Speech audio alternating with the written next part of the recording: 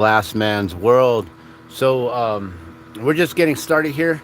I had a little simple post up. These are actually plastic. I didn't make these or anything. It's just a little Christmas holiday thing. This is from a dollar store, but this is inspiration. One day, I'd like to make something like that. Maybe as big as that. That'd be cool. But that's just a little inspiration for me there, and I just put that up there for the video shot. And we're just gonna get started today. I figured I got a lot of glass to make for the holidays, and just things are coming up. Orders are gonna be placed very soon, so I wanted to let everyone know: get your orders in now, as soon as you possibly can, because with the holidays coming up, they're gonna come up really soon here. And as soon as I start getting orders, that's going to take away time on being able to make your orders. So if you want me to get to your orders, you got to get them in right away, because I only have till about, I think, December 14th, December 12th, December 14th, to be able to send them out to you in a timely manner to where you can then get them for Christmas, for the holidays. So, I believe I'll do the cutoff probably about December 14th. Maybe we'll go a few more days after that if I know that when I'm getting to the post office and I know that people are able to still get their orders, and we're able to still ship them out. And if the postmasters are like, yeah, we can still get that to you on time by next Monday. Like, I don't even know when Christmas falls. I don't know if it's on a Monday or a Wednesday or a Friday or what. But, sometimes they can still get it out. Like, if it's on a Friday, they can still get it out that Monday and try to get it out to you. But at that point, it's like, you're really, really pushing it at that point. So don't wait last minute. Make sure you get your orders in, guys. I'm going to be working on some jellyfish today, and I'm thinking maybe we'll throw in a few little Christmas ornament type things. I'm thinking I got to get some earrings made, so we definitely got to make some earrings. The candy canes got to be coming up soon. Also, pumpkins are still in season right now with Thanksgiving and stuff, so I can still make some pumpkin kind of stuff. But I'll be making Christmas ornaments soon. I will be getting some tubing. I don't know if I have any tubing today to actually make a Christmas ornament, but that's something I would love to do, and make a video on how to make Christmas ornaments and stuff like that. I just saw a recent video, Zach, what's his name? Zaxtronaut Glass. It's someone I just recently subscribed to, and he put out some really cool glass blowing videos on making some ornaments recently, and it inspired me. Like, oh yeah, well, not inspired me. It reminded me, like, hey, you should probably be doing this too right now. Like, it's the perfect timing, right? What's going on, Pro Cannabis? How you doing, man? Things are as good as they can be for what it is. Yes, things are good. It's all good. My wife had surgery yesterday, and so she's out of it. I may have to walk away from the torch here. I told her I'll be making things that are going to be like 15 minutes or less. So my jellyfish are about 15 minutes. If I start getting into other things, it might take a little bit longer to make a few things. But she did have her surgery. She was able to make it out, make it through. It was I don't even want to talk about it, I guess. But, because she may think that it's personal and not want to put it out there. But she was able to get through it, and it was only a 1 hour procedure. And the surgeon wasn't able to find as much as what we thought. So there could be other underlying things that we still have to deal with. So it's as good as it can be. So, yeah, I appreciate you asking, and thank you for tuning in. But let's get started here. Let me give me a quick little head change.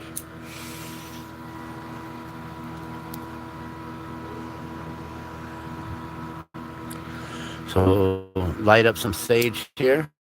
So energy cleansing. You can always just light up some sage there.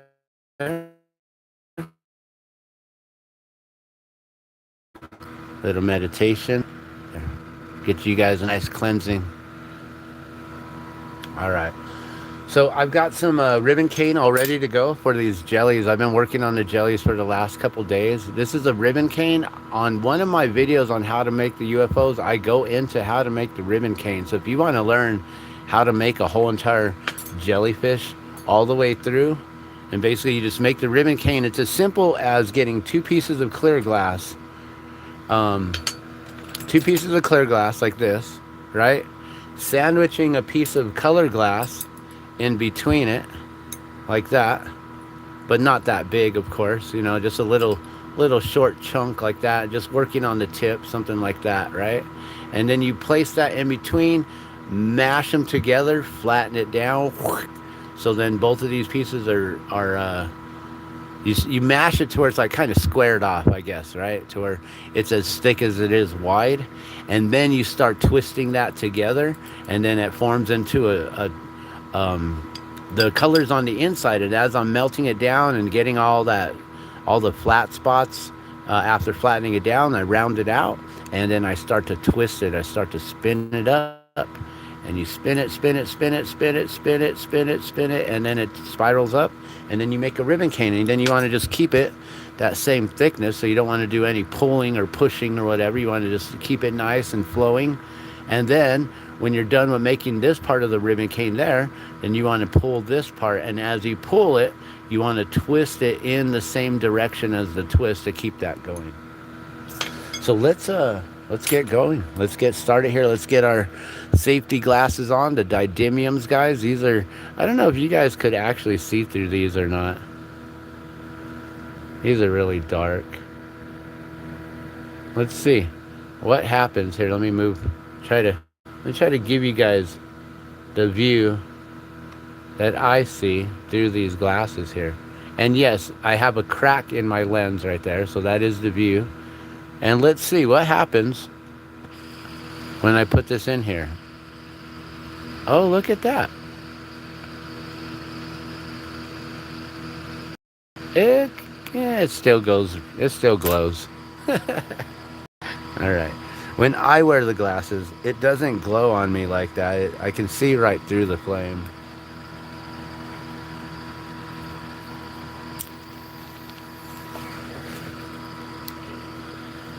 So yeah, I just figured that we'd get started, make some glass, and just post up, let people know, hey, now is your time to get your orders in. If you don't get your orders in now, then just get them in before December 14th. That's probably going to be the cutoff day. At least 10 days away, shipping, to guarantee that you get it for Christmas. Which means I need to send Madame Star's stuff out very soon. And I got to make her some extra things. She won last year. I can't believe it's been like over a year now. I'm so sorry to all of my winners. Well, not all of them. I did send out some prizes already. And then there were just some individuals that I was waiting to get their information from. And then when I finally got their information, their shipping address and things, then we got into some hard times, and I haven't been able to afford the shipping on things. And then I'm constantly just always busy with taking care of my wife. She's got disabilities and health issues, and that's why she had her surgery yesterday. And so I'm just constantly like busy taking care of her and the family, and then doing as much work as I possibly can. I'm working around the clock when I'm not taking care of her and stuff. And so I tend to like forget things and lose track of time. Then when I'm working in the mornings and doing yard work and things like that, I run out of time. I can't make it to the post office in time because I got to pick up our kids too. And my wife doesn't drive, and she isn't able to do those sorts of things. So yeah, so life gets difficult at times. Oops, I started this wrong. Here, let's just turn this into a quick mushroom, I guess. Here, we'll push this into a purple mushroom. Since I already got the heat in there, I don't want to lose the heat and just heat that up for no reason. So let's just keep the momentum going there. We'll turn this into a mushroom. A mushroom is simply pushed. And maybe we'll turn this into a flatback. I don't have many flatback mushrooms. So basically you get the bottom of this 16 millimeter rod molten. I heat up the tip of the color just slightly like that. That'll help spread it out. And I push it in just a little bit right there on the tip, right there. Hold it there, spin it, spin it, spin it, push it all the way in. That is a real hard push right there. I'm doing my best to make sure I keep my hands nice and straight. We're going to cut that off. That was just enough length for a mushroom. It's a little thick on the bottom, thicker than I would usually want, but that's fine. And then we'll melt this out. Basically what I do is I get the heat right above the mushroom cap. And if we're working with the jellyfish, then the jellyfish head or the bell to the jellies. And then you heat it up. I'm kind of holding it at a little bit of an angle, kind of downward, like where this will fall down, the gravity. So the glass is going to basically do this. It's going to pinch itself out. It's going to slowly fall down onto itself, and it's going to do like, well, better like this. And then it's just going to slowly work its way out from from where the mushroom cap is, follow its way down the stem of the mushroom stem, and that air bubble is going to just pinch its way down that mushroom stem and then out the end. And basically it's because the glass, the weight of the glass, because it all has to do with density. So the glass is more denser than the air, and as it becomes molten, it falls down and forces the air out. You know, it all has to do with density. People say gravity, but I think it's all about more of the density of things. You know, some things can float, some things can't. And it's all depending, like, you know, with liquids and things, you know, some things are more dense than others. You can have oils float on top of water and things like that, you know. It's pretty cool.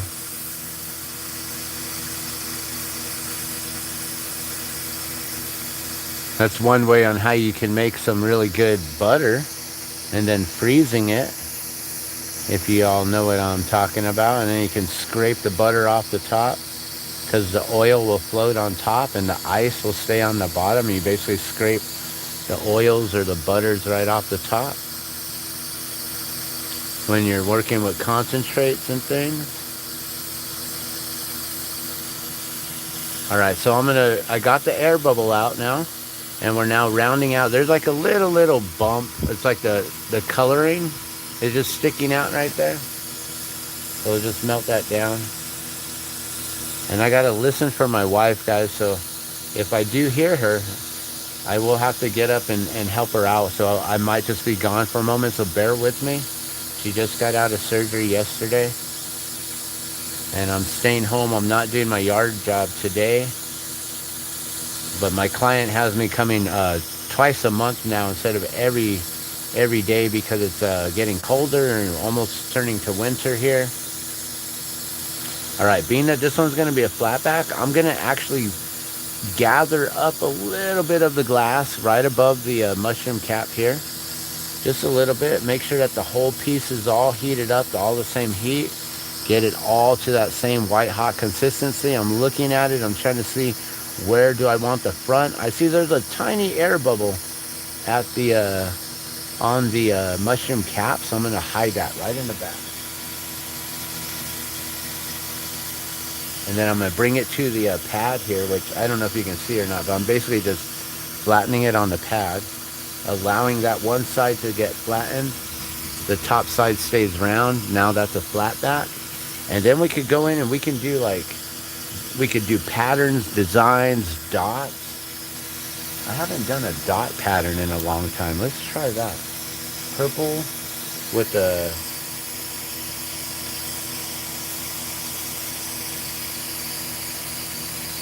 I'm going to go with this double Mai Tai.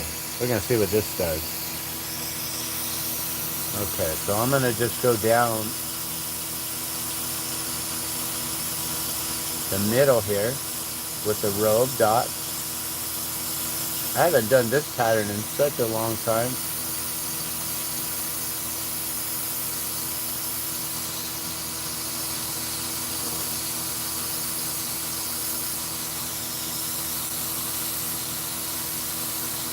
And then we did like 5 or 6 dots going up the center, then 4 more on the side of that, and then 2 more on the side of that.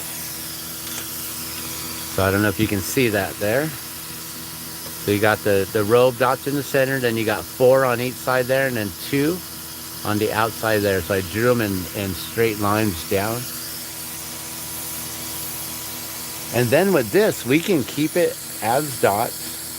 So here, let me heat it up and I'll show you what it looks like from the front now. We could add another color on there. We could grab a piece of, like a puntee, a piece of scrap glass, and grab a hold of it and spiral the whole thing and spin it, which I might do. That might look fun, actually. But I'm like, this dot pattern is cool, but maybe a little boring to me. I don't know. It's kind of cool, though. People like that. Should I keep it a dot pattern or should I spiral it? What do you think? What do you think, Pro Cannabis? Should we mess up the dot pattern? Should we keep the dot pattern? Leave it clear on the back? Put color on the back? What should we do? It's a purple, like a kind of a light lavender purple on the inside for the mushroom. The dots are an amber Mai Tai, which is this color here.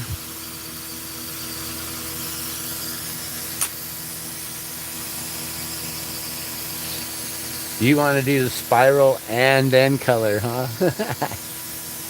All right. We'll try to offset the color with something else, like I don't know. Should we bring the purple back in behind it all? Should we add a yellow on top of that Mai Tai? Should I go with cobalt? Cobalt is usually like the one thing that like makes all the other colors like kind of pop out, you know? It's like when you have a color changing pipe, what changes the color is basically the dark background from the resin, you know, just the tar that's built up inside the glass, and that's what actually color changes it. Oh, is that my wife?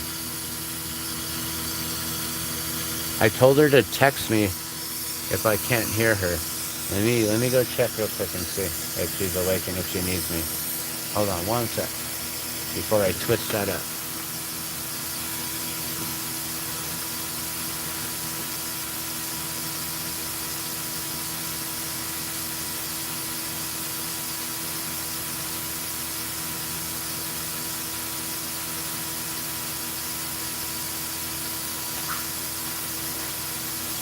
Okay, that wasn't her. She's still asleep. All right, so let's get this all nice and molten. So I'm basically just going to concentrate the heat in the center of this here. And I'll hold it up this way. That way the pattern doesn't move up. I want to keep it down on the pendant here. That way it stays towards the bottom. And let's make sure that we keep that nice and flat where it needs to be. And I think what I'm going to do is I'm actually going to grab the Mai Tai. And I'm going to grab a hold of one of these dots in the center here. And we're just going to spin it.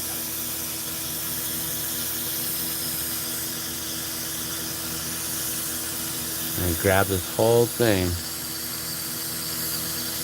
Maybe what we'll do is we'll do a double spiral. We'll do one towards the bottom and one up top. Grab that thing, spin it around, boom.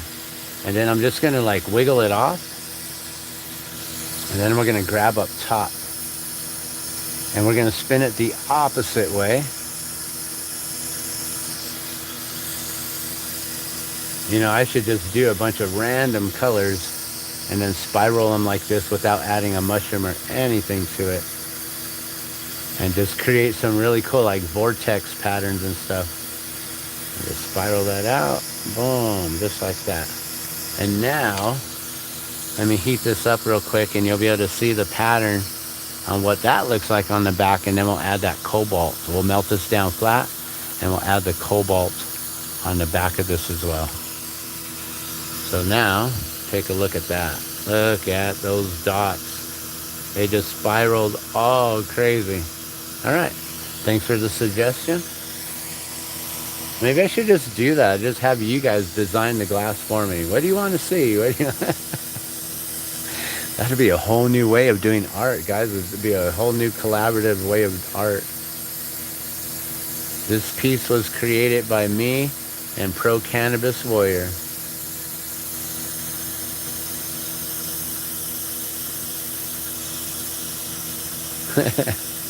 They were my suggestions, of course, but you told me let's do that, so let's do that. All right, so now let's get the cobalt here. This is a big stick of cobalt. I get these in the 4-foot rods here, and this is smaller than the 16 mil. I wish we would have got 16 mil. I think this is a 12.75. So this is what my mushrooms, the size of them used to be. They used to be a little bit skinnier. Oh shit.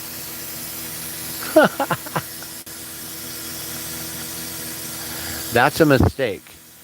I accidentally touched those. I don't want to fuse them. So I'm letting them cool, and hopefully it comes off just like that without sticking. Oh my god. Okay. Even I, 30 years later.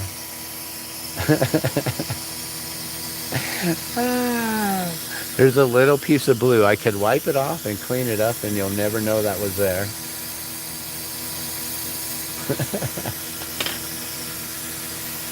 Or I could keep it. But I think I'm going to wipe it. That's so silly.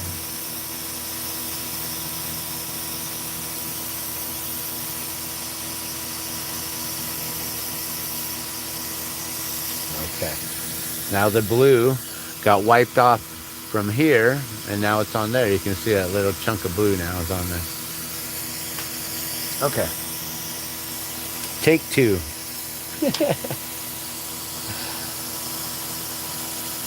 It's magic, huh? You love that spiral there?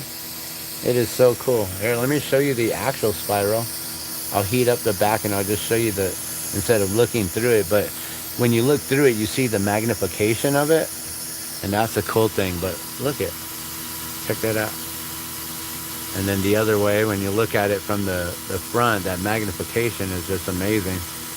And you can see where I wiped that piece off of there. So I'm just going to melt that down. You'll never know that there was a mistake unless you watch the video.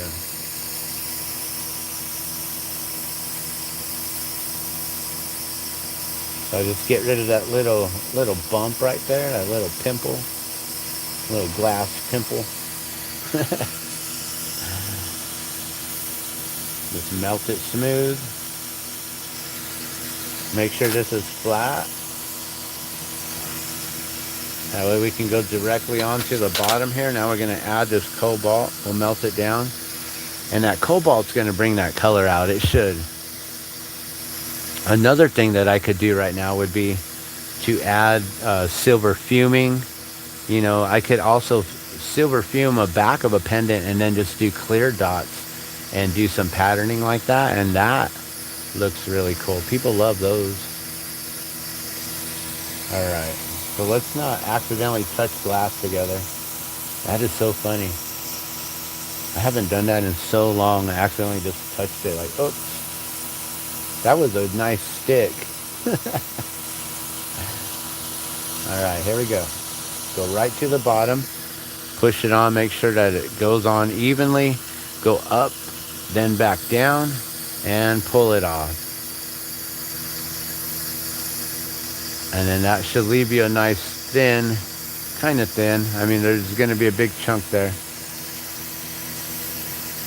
And then I always melt this down because it's so jagged that when I put this back in the flame next time when it's cold, it's just going to pop off. So I always melt that down so I don't lose any of that cobalt. So I melt it all down. Get it to where it's not so jagged. Try to get rid of those little like pockets of air and things like that.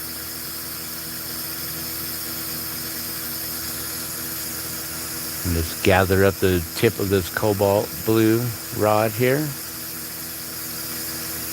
And there, it's all nice and rounded. It's not 100% smooth, but it's good. That works.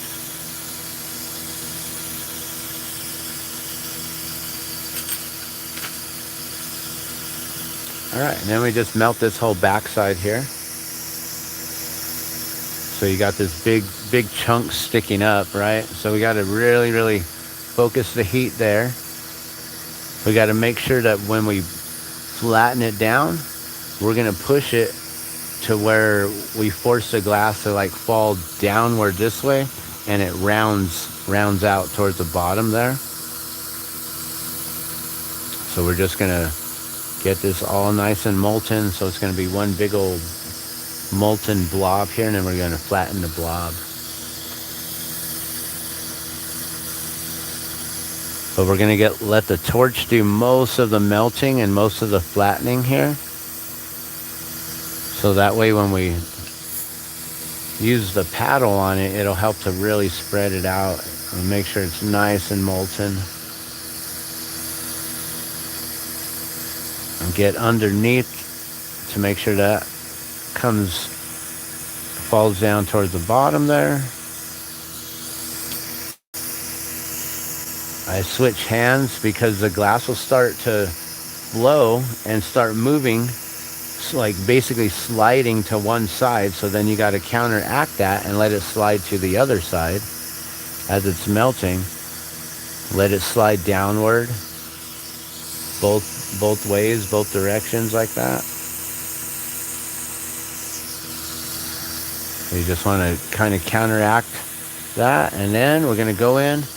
We're going to push it downward. I'm basically sliding the paddle towards us as I'm pushing it. Then that makes it flat like that.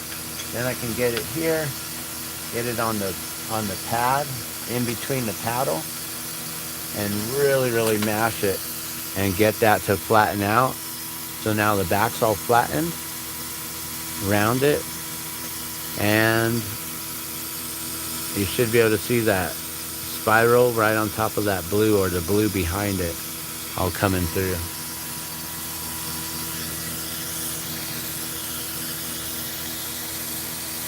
Maybe red would have looked better. Who knows? It's already done and you can't change it at this point. You could accent things, I guess. You could add dots on the outside. You could do all kinds of... There's so much. Like, you could just keep on going and keep on going, layer upon layer upon layer upon layer. Glass is so fun. I noticed that the bottom isn't fully melted down. There's a ridge still, so I got to really work this here. So just going to round it out. Make sure it's smooth.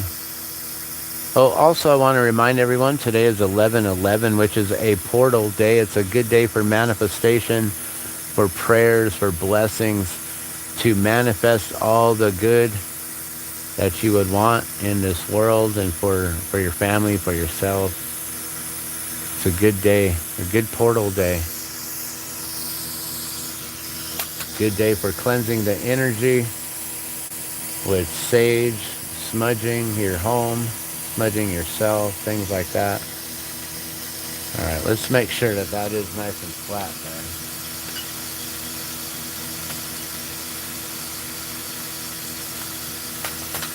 there. That was interesting. I thought it was all flat, and then I realized it wasn't. Okay, there we go. That's better. Okay, no ridges. So now there's tooling marks on the bottom of this from pushing the paddle up against and pushing the glass up against the pad and the paddle. It creates like these heat rings. I don't know. It's like a shock wave that comes out from the heat as it gets trapped in between the two surfaces. And so it kind of makes like a little fingerprint of its own on the glass, and you want to melt that down nice and smooth. Get it prepared to attach a punty to it, which is basically just a scrap piece of glass that we have here on the side. The same one that I use over and over until it gets shorter and shorter and I can't use it. Yeah, that's looking beautiful. Thank you so much.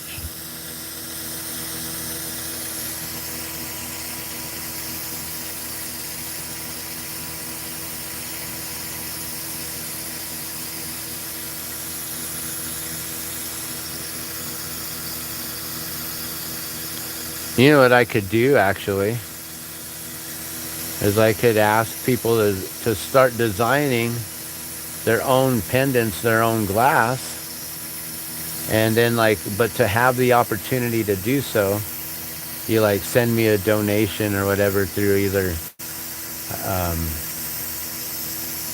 my Square site or through my PayPal. I don't have Cash App and Venmo yet because I don't have an actual bank account. I somehow manage and run my life without a bank account. Who can do that? There aren't too many. But somehow I figured it out. But I do need to get that going again. All right, so we're going to pull that up, make sure that the spiral and the cobalt's all in the back. Bring this all the way back around to the back. Make sure the color stays within the inside of that loop there. Got a little bit of a spiral right on the tip here, which, it's not a spiral, it's just a little bit of color there. You know, I'm just going to leave it. It's just going to be part of the next pattern on the next pendant. Because I want to try a couple more real quick of some flatbacks, and then we'll get into some jellyfish. And just flatten that down with the reamer to help guide it into place. I'm just basically like doing this, just kind of smoothing it over, and that helps it to just go into place. And then I got to look at it, make sure, like, is it leaning one way or another? I can move it over, things like that. And then I got to go inside the hole of the loop and make sure that it's not closing up on me and that it gets rounded out real nicely.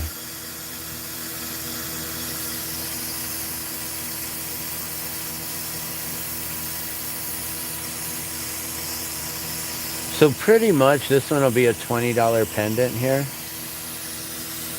But I'm thinking, like, wouldn't it be cool if you could like send me a donation of 20 bucks or something, and then like 20 minimum, and then I design a pendant that's meant for you, and then we get it shipped to you. Like, maybe I'd have to do it a little more, like 30 bucks, I guess, because it'd have to cover shipping. And then if it's going international, well, then I might have to do $50 donations. I don't know. But that'd be kind of cool. And then you could design your own.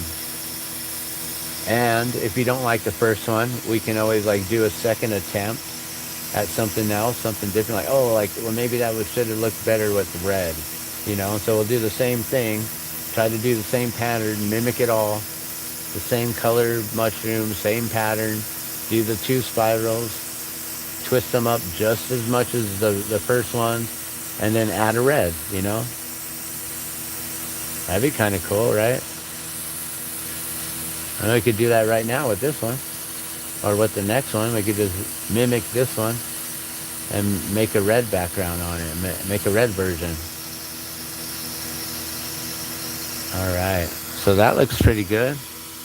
That's glowing nicely.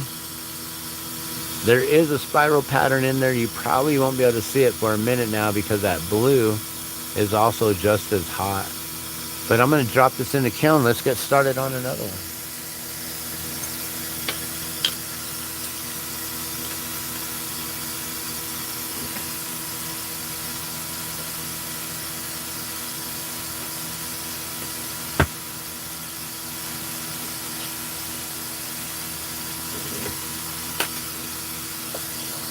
All right, so like I was saying, we could just do that same thing. Hey, what's going on? Not so fast. I see you're here. Good morning.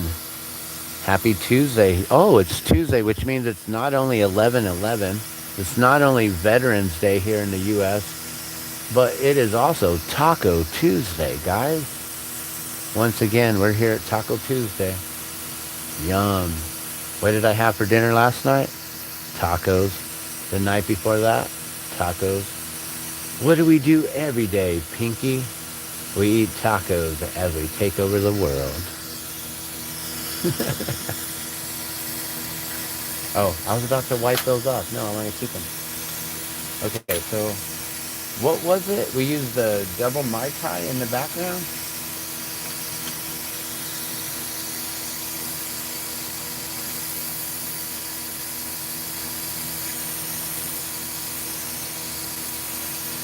All right, I guess I just need to gather this up real quick.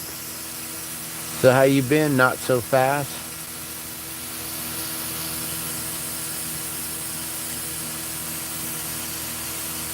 I was telling everyone that my wife just got out of surgery yesterday, and so I'm kind of here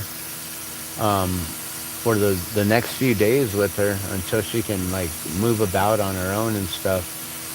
It was a 1 hour, in and out type of procedure for some health issues, female health issues and things. So not going to get into any details or whatever. But the procedure went well. But then I guess she and I were expecting that the surgeon would find more. So I don't know. There could be underlying issues now and other things going on. So we just got to go with the flow and just do what we got to do to get through life. All right, so I'm going to mimic that same pattern as before as best I can.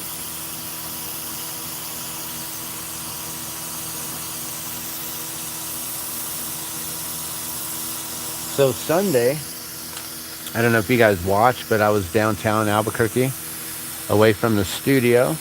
I was at a vending site called Curious Toast. Well, it's a breakfast spot, a brunch, little breakfast nook, brunch nook.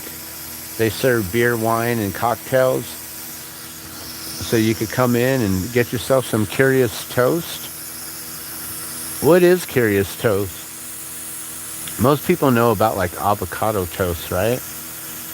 Peanut butter toast, a little toast with some butter and jelly. I mean, that's a common way, right? A little toast with cream cheese. Well, these guys, like on their menu, they've got something called the Hawaiian toast, which is, I don't know if you guys know about those Hawaiian sweet rolls. Man, those things are so good. Oh, you know what's funny is I didn't do the mushroom in this one. I'm just doing the pattern. Cool. We're just going to see what the pattern looks like. And then we'll put a red background.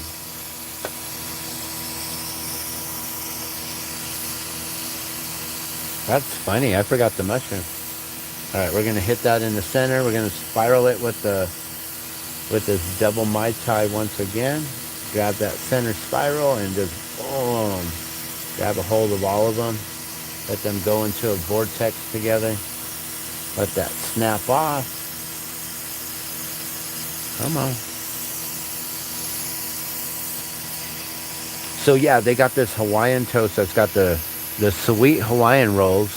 I guess they make into French toast with like some crazy habanero hula jam or something. I don't know. Like it sounds decadent, and I want to try it.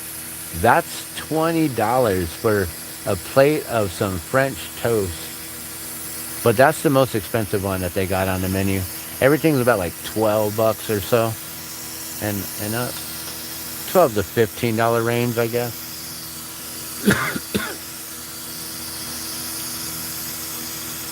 Oh yeah, that looks cool. There you go. Just the spiral by itself without a mushroom to mess it up. Should we keep it cobalt? So then it'd be like, well, this is what it looks with the mushroom. This is what it looks without the mushroom. And I can make two more and do them in red. That's the thing about glass. Like, I'm trying to make jellyfish here. And then next thing you know, it's like, oh, well, let's do this and let's do this. And you just start. I like to stay artistic. I don't like to always be locked in and like, oh, I got to make 500 of these or 1,000 million billion of these or whatever. Like, it's cool to stay artistic and be like, look, I'm just going to do this right now. Who cares? Whatever I make sells. I know that. Everything I make sells.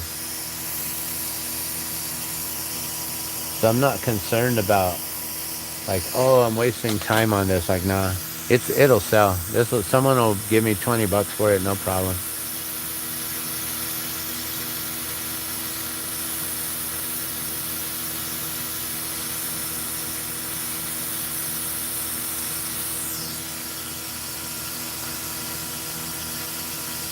We're just gonna try to flatten it down some. It's not gonna have that same size and gather because I didn't gather it with the mushroom, but it's still gonna be good. Thank you. Prayers for the speedy recovery. I appreciate that. Not so fast. Yeah, she's actually, she just got out yesterday. Like it's been 20. She went in at this time yesterday and was getting prepared for surgery at this time yesterday, 24 hours ago. So it's been like, less than 24 hours that she's been out.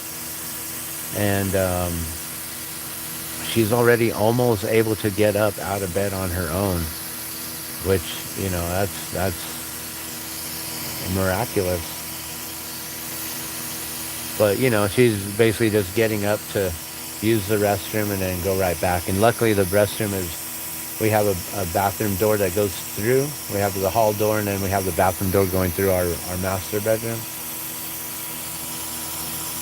So it's an easy, it's not a far walk at all. She doesn't even have to walk down the hallway. She doesn't have to walk out the bedroom. She basically walks from the bedroom to the bathroom. And so that keeps things nice and easy. All right, let's get that blue on there. And just grab the excess, pull it off, melt this down again.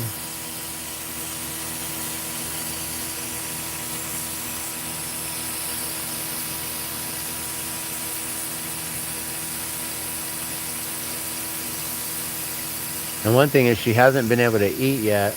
She's just been putting down she tried to eat some toast yesterday because she was really nauseous after the surgery and all the meds and everything. And she was just sick coming back home and while we were home. So she tried to eat a piece of toast to help that, and she wasn't really able to eat at all yesterday. And then today she's only had her milkshake, which she does these the pea plant protein milkshakes. She's dairy-free and gluten-free, so she has these special, what is it, from KOS, K-O-S, I think is the brand. She orders them online, KOS drinks. And it's like a superfoods kind of a protein smoothie, I guess is what it really is.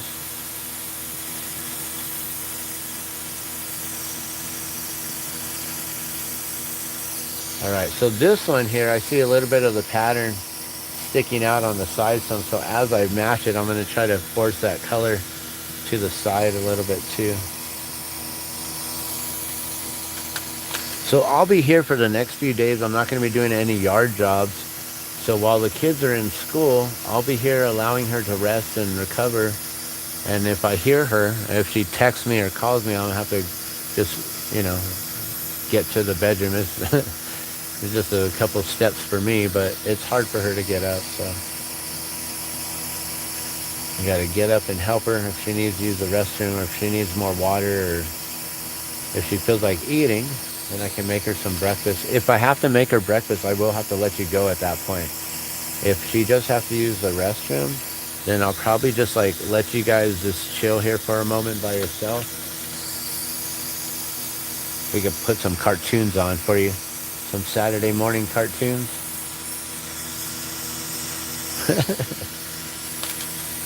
Just kidding. Then I'll really get a copyright strike.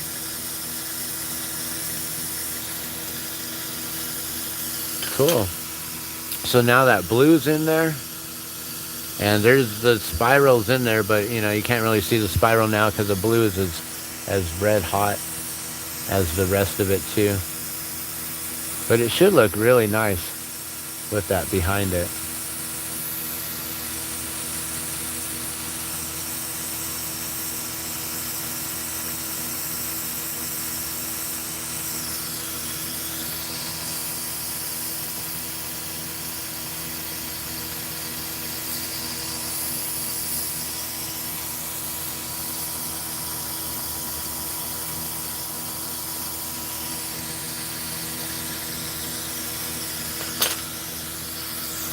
So tomorrow I'll probably go live, or later on today, and I'll pull these out of the kiln and I'll show what they look like, the finished product here.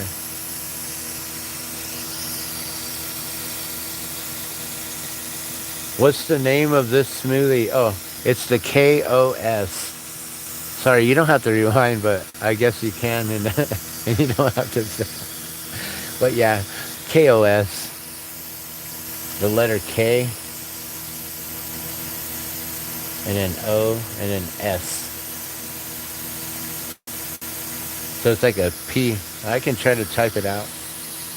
Let's see if I can reach the keyboard here.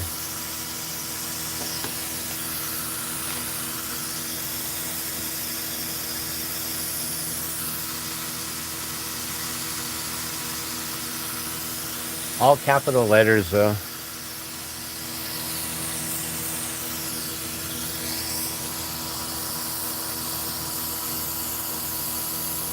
And then the other, those are the ones that she gets online. But then there's some other ones that we use. What is it? Is it the something Eden? I don't know. There's a couple others.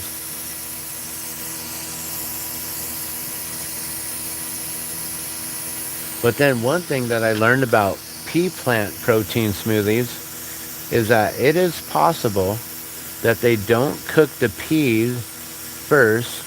And if you don't cook the peas, it has some sort of an acid or something. I might be hearing her. Let me go check on my wife real quick. I'll be right back.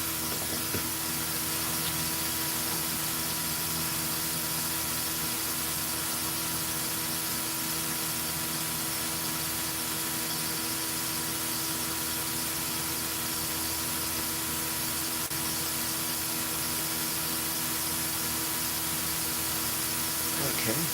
Apparently not again. I'm hearing the cats then. They're like running around over there doing something. I found it, thanks. I use a different brand. What brand do you use? Oh, you have digestive issues too. So what I was saying is the pea plant proteins, what I heard is you need to actually cook the pea first. The legumes, or else they have some sort of like an acid or rancid. Hey, look, it cooled down enough. We can actually see that spiral in there with that blue. That looks cool. I bet you red would look really cool too.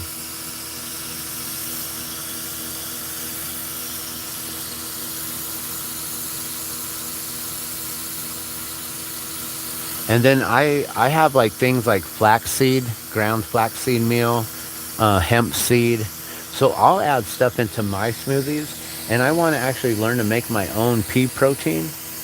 Get like some dal, some chickpeas, garbanzo beans, like that kind of pea protein and stuff like that. And there's a dal from India. I know how to cook a lot of Ayurvedic foods and Indian foods, and it's called dal. It's like a legume, and it's called urad, URAD, urad dal. And urad dal is supposed to be like way high in protein, and you're not supposed to have it more than like 2 or 3 times a week, or you'll mess up like either your liver or your kidneys. Maybe both. I don't remember specifically, but you'll get like a protein overload. It's like if you do too much vitamin C, you get a vitamin C overload, and that really can mess up like your liver and kidneys too, I believe. and can create stones like vitamin C stones if you take too much. Which I'm like, wow, I didn't know about that. I heard of gallstones and kidney stones, but vitamin C can create these stones apparently. If we take too much of it and your body can't break it down, dissolve it. So it's better to get your vitamin C in a liquid form from, you know, from different fruits, a lot of citrus fruits, even things like, I think spinach has vitamin C in it, and vitamin A, vitamin D. I believe a lot of greens have vitamin C in it. A lot of berries.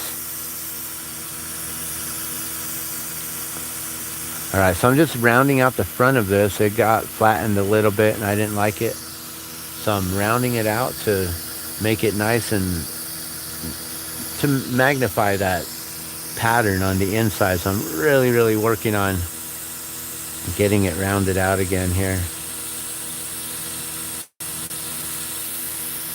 That looks really good. And we'll just make sure it's flat again, just in case I spun it a little bit while doing that. But you can see it's nice and rounded again. It's not all flattened out. And then that pattern's all in there, and now you can't see the difference anymore because they're all just as hot. I'll get it off with the punchy here. And I'll put this one in the kiln.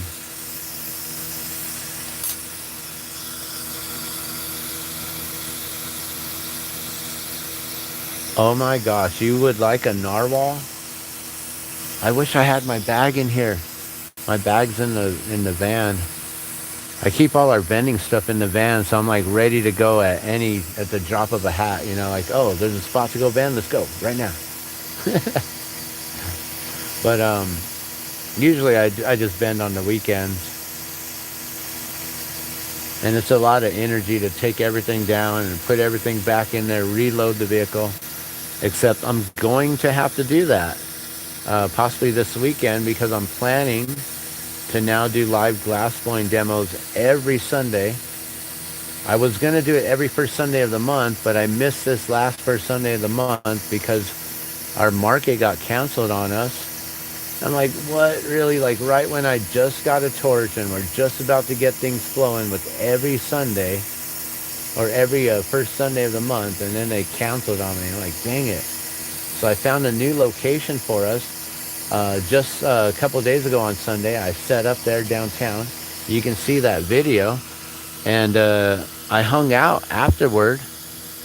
So usually we do our vending from like 10 a.m. to 2 p.m. And the new spot, Curious Toast, downtown in Albuquerque, New Mexico, they close at 2. But right around that time, about 2, 3 o'clock, a bunch of people start setting up downtown, because we have a lot of people with their cars and lowriders and stuff. So we're all getting prepared to start cruising downtown on a Sunday afternoon. You guys ever heard that song? Cruising, boom, boom, boom, on a Sunday afternoon.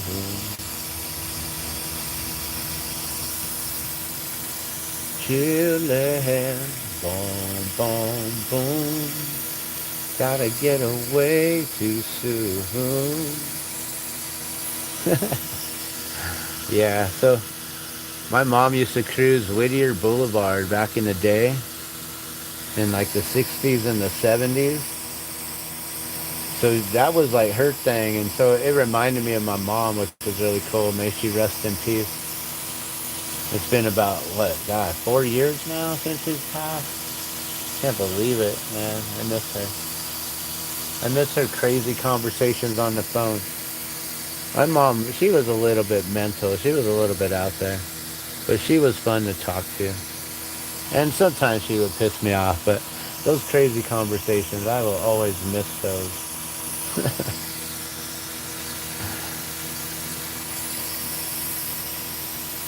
She was funny. And she was an amazing artist.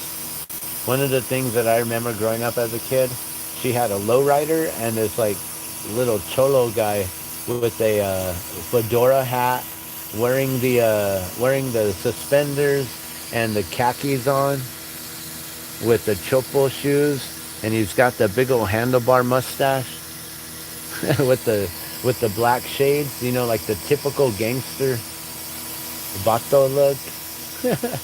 And then the lowrider, it was probably an Impala, if I remember correctly. It was probably an Impala. And she drew that, and I remember that on the wall coming out of our family room, going into our kitchen. And it was posted up right there on the side of the, was it wood? I don't know if that, I know our kitchen had wood paneling. I'm wondering, did our family room have that weird old 70s wood paneling? Maybe the wall up against the kitchen did? And then into the kitchen? I don't know. I don't remember. I remember the shag carpet. And then we had a flat, kind of weird checkerboard, but it had these 70s print. Like, it was a weird, flattened, like, office style carpet in the family room. That's where we had the pool table. I grew up with a little bit of money, and then we went poor.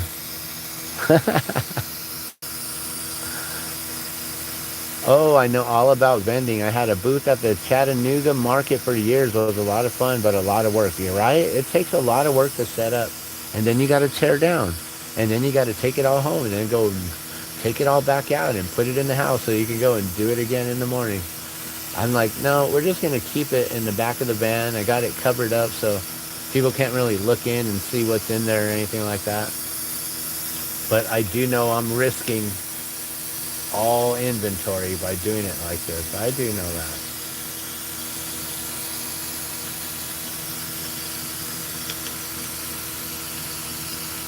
Okay, I think that's a finished piece there.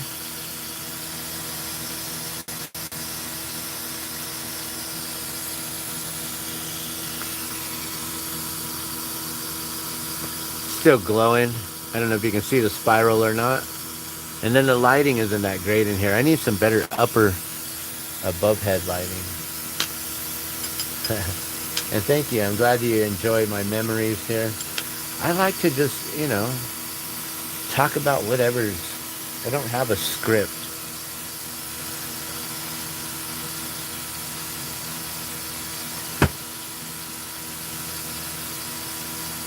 That's the one thing I've learned is I like to just keep it real here. There's a lot of people on YouTube that have like turned this into their careers and like, I used to do that kind of stuff. Back in 1997, I was a producer, co-producer of a TV show called Hemp TV on Channel 27 here locally in Albuquerque. I joined them in 97, but they probably had it running at least in a year or two before that. And when we were doing it, we had like different segments. I was a news reporter. I would go out in the field and we would actually interview and talk to people about what do you think about legalization of cannabis? What do you think about medical rights for patients who need cannabis? What do you think about the millions of Americans who have been incarcerated for nonviolent crimes simply because they possessed or they were smoking or ingesting, consuming cannabis? So we would go out in the public field. We would go to different like presidential debates. I remember we were here for the. It was like when Bush and Dukakis was running, right? Wait. No, not the Bush and Dukakis. That would be senior, right? I'm talking Bush Jr. That was Bush and who was? I don't remember who he was running up against. Was it like? I think also Ross Perot was in it that year. I don't know who else was in it that year. But we went to some presidential elections. We had a logo on our camera that said hemp. And then there was a pot leaf or a hemp leaf right there. And then TV. And it was like so big. And you had the camera like right in people's faces. They did not allow us in the Bush presidential, whatever, when he came in to do his little spiel here to try to win over votes, they blocked us from coming in. Like, we have press passes. We're legally able to go in. We could call up the ACLU. We can get you guys sued, this and that. But those things take a lot of work and time, and we didn't go that route. We ended up just staying outside, and we just recorded the fact that we were getting blocked and stuff. So, but yeah, being able to do those kind of things, it's fun, and I can do that. If I wanted to run my YouTube channel like an actual produced TV station, a show, several shows, I could turn this channel into a channel with multiple like TV shows going on all at once, all through the day, have pre-recorded stuff going on and playing. Like, there's so much, but I don't have the time and the energy and stuff to do those kinds of things. We're going to get into making jellyfish now. Oh, again, I did the same thing. Whatever. I'm not going to do that again. I'm going to let this cool down.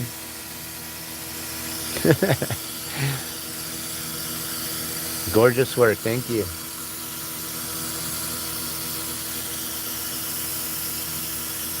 Did you guys get to see the videos I put out the other day with the music? It's been a while since I just picked up my guitar to play.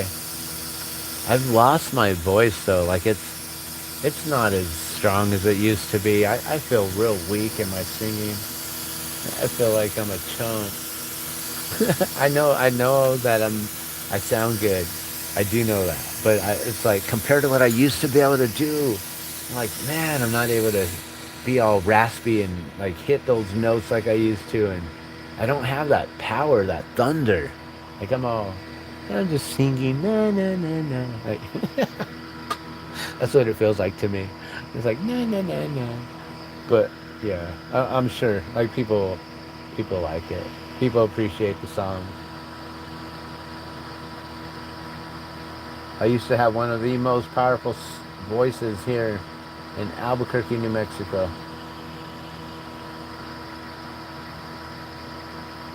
During that time of Hemp TV in 97, 98, 99, 2000, around 99, 2000 was when I also joined my first band, or like we formed our first band. I met this guy who came down to help out his mom. She's a potter, a Harry Potter. No, just kidding. She's an artist. She makes really awesome stoneware pottery. She's a potter, a Harry Potter. Harry Potter, is that you? Is that really you?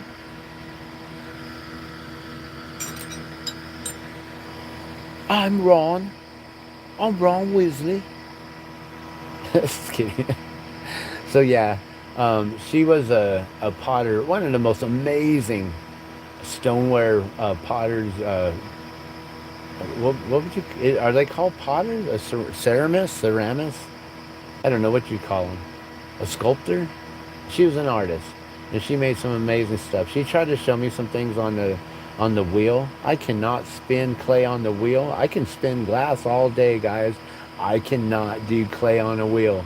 It's one art that I'm just like, really? Can I really not do this? I can draw, I can paint, use charcoal, use pastels. I've done digital art. I can blow glass. I've done metal work, woodwork. I've done jewelry. I'm like, I can't do clay on a wheel. What? That's messed up.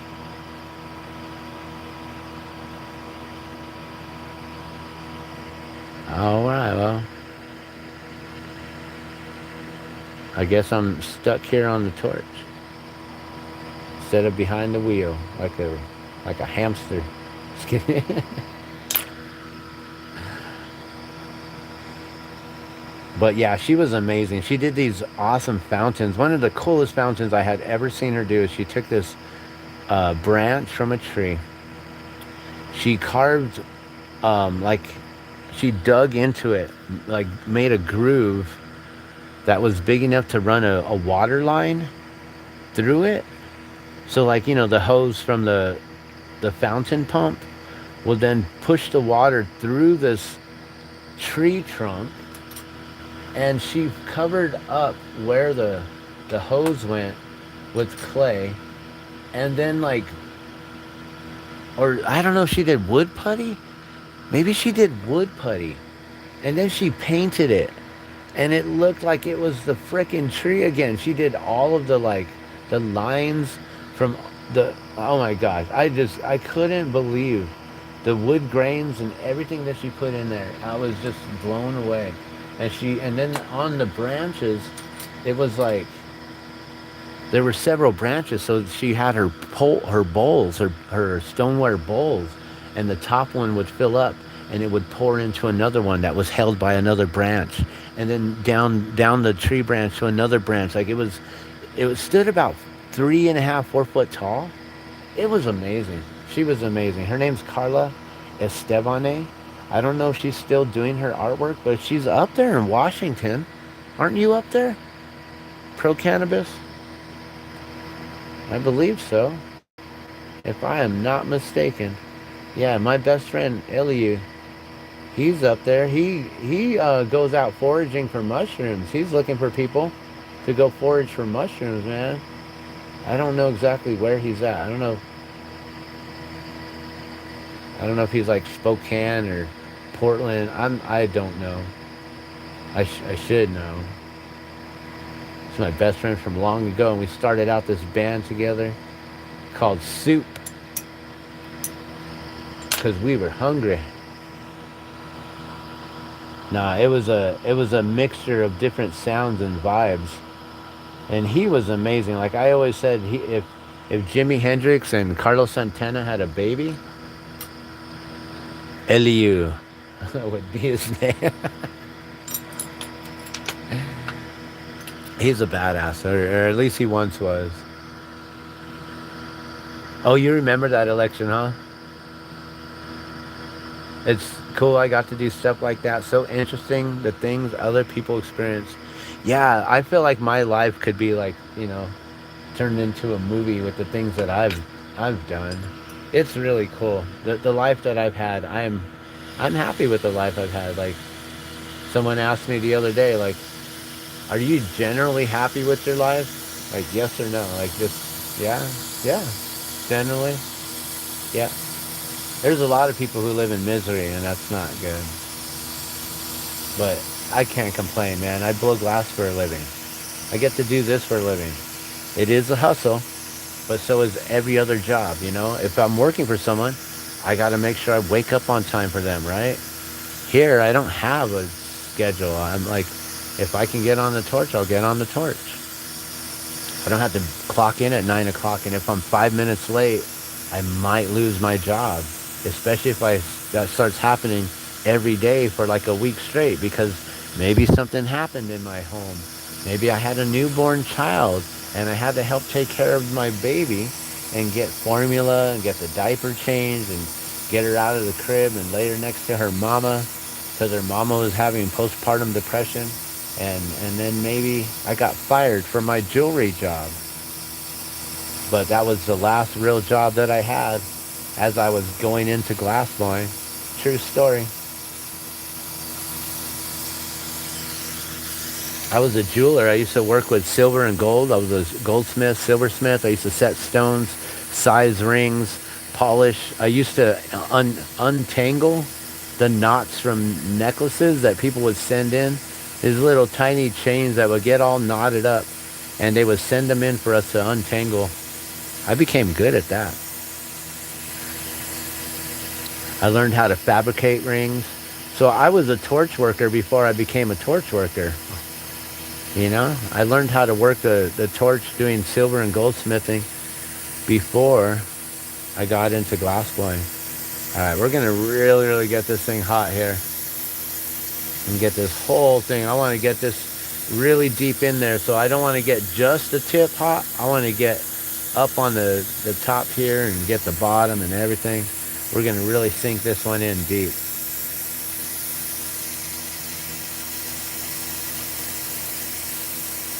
Yeah, so around that time when we were doing the hemp TV and we were organizing the Million Man Marijuana Marches, which started in New York and then they grew and got bigger and bigger. They went all the way around the world, all the way to even like in Australia. I remember they were doing it in Australia. And Albuquerque was on the map, and so many other cities are on the map for the Million Man Marijuana March.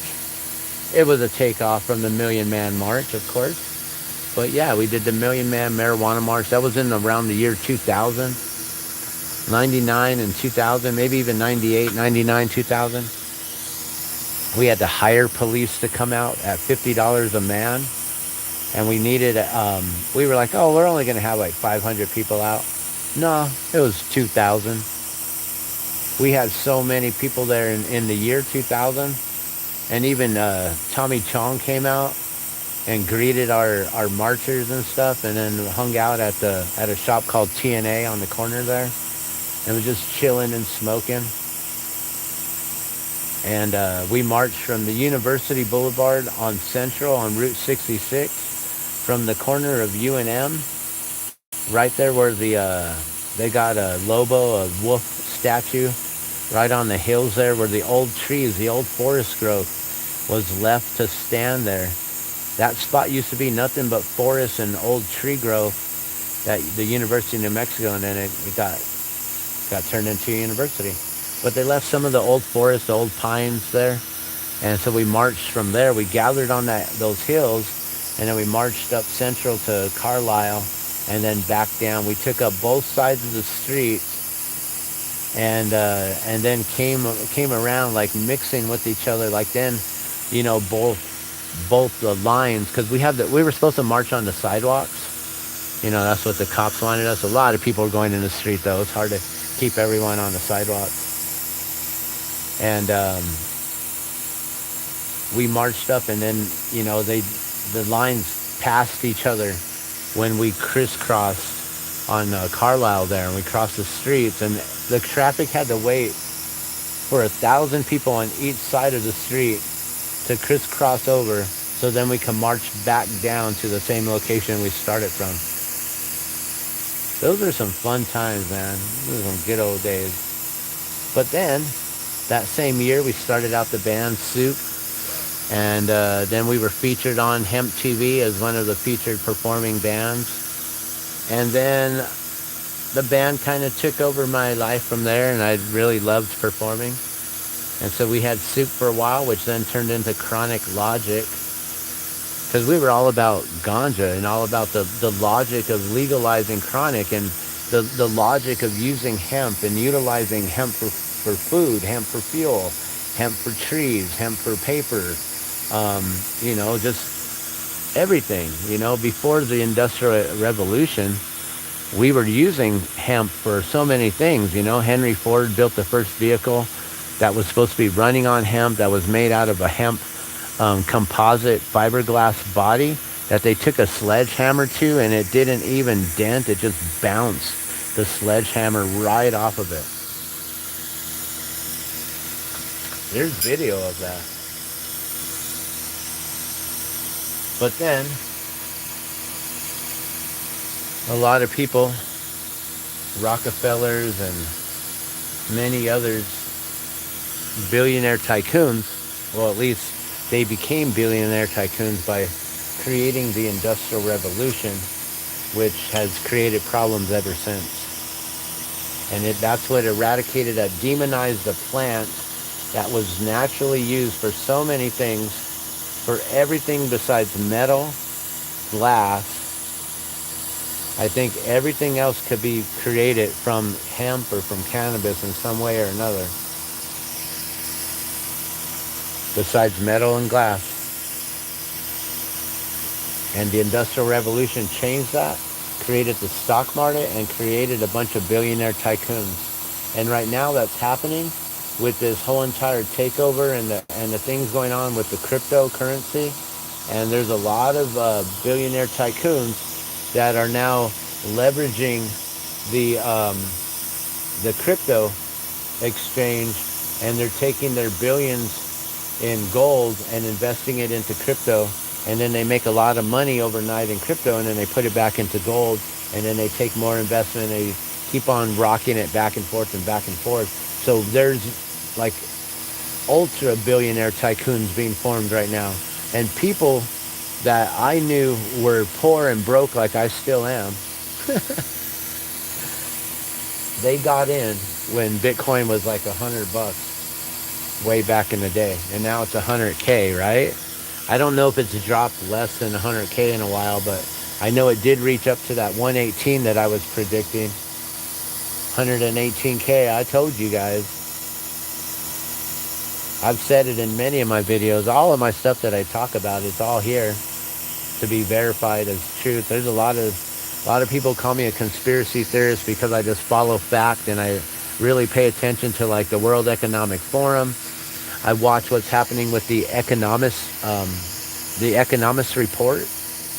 And if you don't pay attention to any of these things and you have no idea what I'm even talking about, then yeah, then you really don't know what's coming for the future and the investments that these people are actually making in this time, in this day and age. I should have invested a long time ago, but like I said earlier, I don't even own a bank account. How do you invest into stocks if you don't even have a bank account? I don't know how. If you guys can teach me how to do that, I'd be forever grateful, and I'll cut you a share. I give you, I don't know, what, 2%, 5%? I don't know what it'd be worth. But I do need to learn how to figure out this. Either that or I just get a bank account again.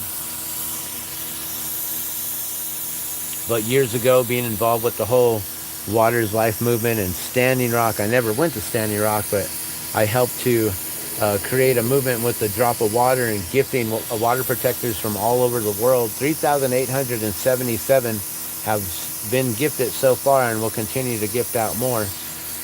I've met so many different individuals, and hearing their stories and stuff, and that's been an amazing journey along on its own there.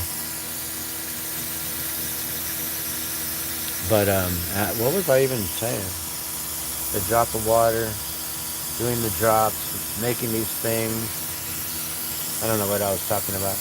I got sidetracked. I sidetracked myself too much too, making these videos without any script. So you guys, when you chat with me, you guys really do help to keep me in line with what the conversation is. So I appreciate it when even just a couple of you come in, a few of you come in. I know I don't have the millions of viewers, or the even like tens to twenties or hundreds of viewers, But maybe one day that'll change. I don't know.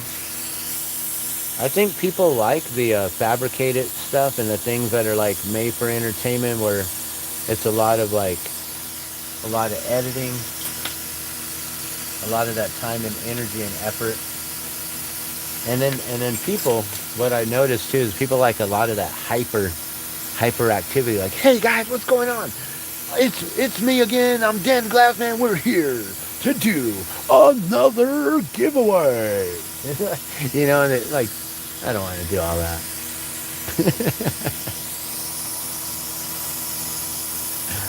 You got the bells and the whistles and everything going off, the lights. You got the strobes and the LEDs and everything. And I'm just over here blowing glass in my storage unit over here. It's basically what it is. It's our second bedroom in our little tiny apartment we have. And we've used it for storage. And also, I have a huge t-shirt press that I don't use and I need to use. That's behind me right here. We can start doing t-shirts live too, guys. I got some cool t-shirt designs and I want to make more. And then I want to also give away a bunch of my designs and stuff to like Printify or Shopify or those places where they make all the money and you barely make any of it.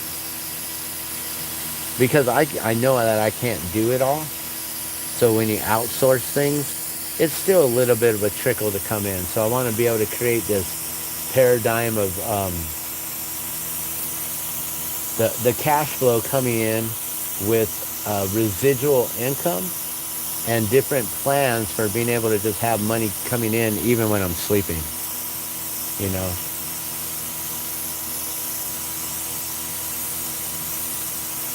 I don't know about the whole investing in gold and silver and all that stuff. I have, and I've been thinking about getting back into the 7K metals, where we were purchasing coins every month on a subscription base, and these coins are all exclusive to members only. And within the membership club, you have people trading within it, and they want to be able to like get like their collections all finished, so they will pay top dollar for some of these coins that we're getting and stuff. And you can make some big money in 7K metals. You know, I've got some friends, like I said, who were broke like me, and now they just chilling. It's like they retired without ever really having a job. I mean, they held down jobs.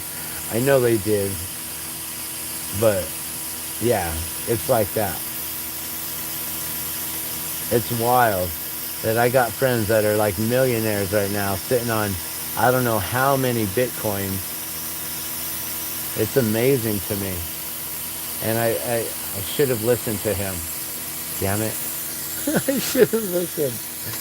He told me to get this thing, a digital coin, it's going to cost $100. And at that time, I'm thinking like, dude, if I have $100, that's going to go towards my gas bill, my electricity.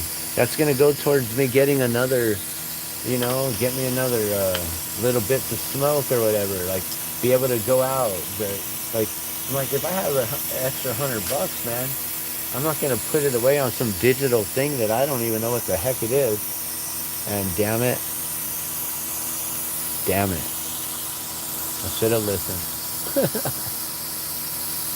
But now he's still telling me all these other things, and I've been trying to learn it, but without that bank account, it's almost near impossible for me to make things happen. I got a Coinbase account.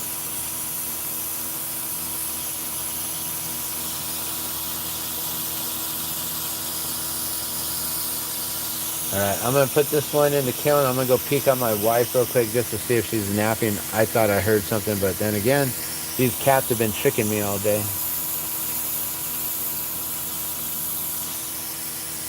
And I do believe I answered your question earlier, but just to reiterate, yes, if you would like to start placing orders, I can start making things. Now, usually, I try to keep the orders to things that are like within what I'm already making, So like if you want to get a bunch of tops or a bunch of mushrooms, the original $5 mushrooms, you need a certain color, things like that, then that's what I prefer to do.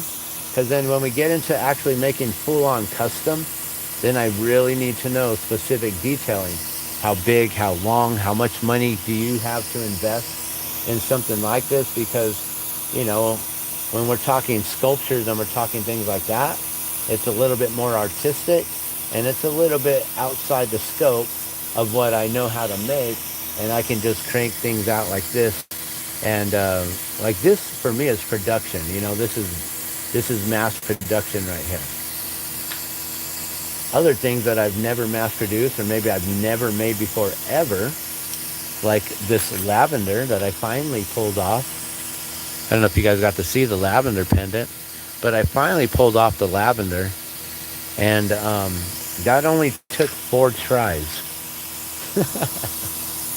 So, yes, you can send those requests in. I will attempt to make it once. If I know I can't pull it off, I will let you know. I can't do it, I'm sorry. Something else that I know how to make, please.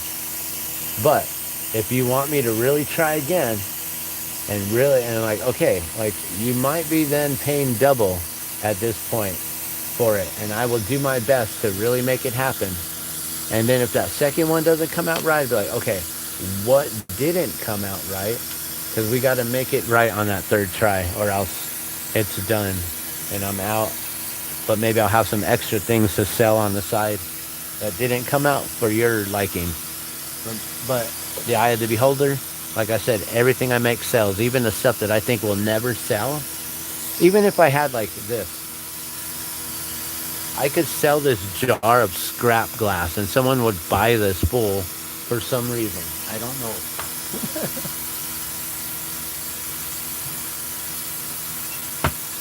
I just know they would. People have asked me for, oh, what do you do with all this stuff? Can I have one? I'm like, no, it's sharp, it's jagged, it's pointy.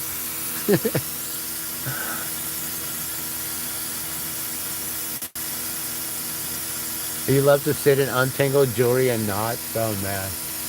That's why you like crochet. Oh, cool.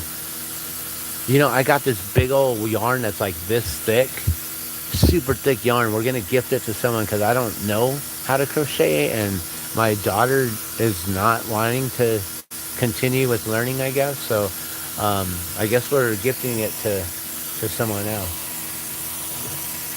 You'll make things just so I can sit and slowly watch it come undone. Knots are magical. You make something and then you just pull it apart. You untangle your crochet. Wait a minute. Do you like make a blanket, or do you like make a strip like a scarf and then you just pull it apart just to watch it? That's kind of cool.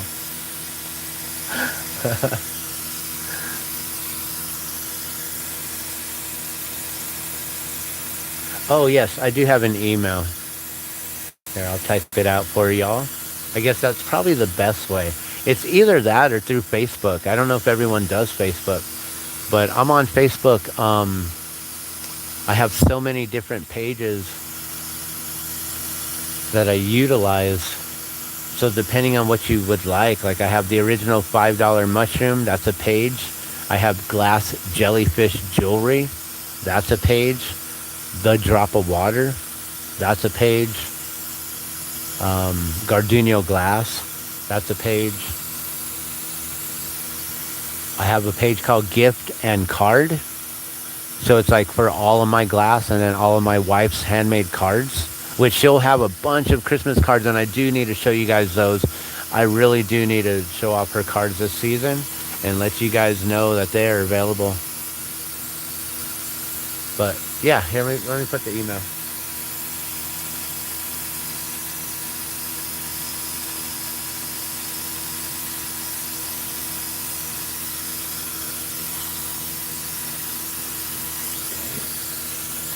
Did I type it right? Gardenia glass.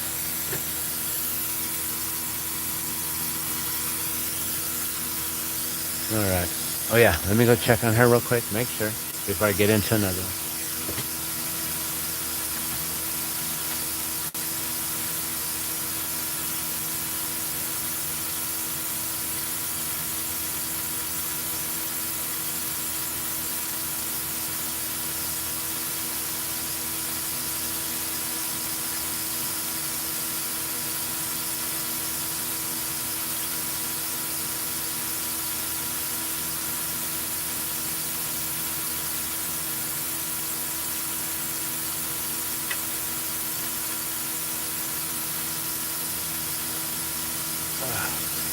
Oh my gosh, it's like a gauntlet to walk through this room right now. There's so much stuff like coming in from the door.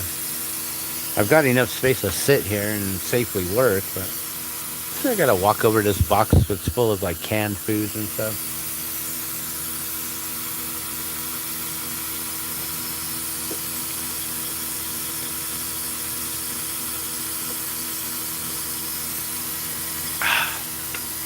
I went to grab me some water too. Water's life. Every drop counts. Alright, so she's still sleeping. We'll make a few more here. Oh, doing it again. Keep forgetting. We gotta draw the jelly first. Always gotta add the tentacles. You gotta put 5 lines going down. Uh-oh, we're gonna have enough there?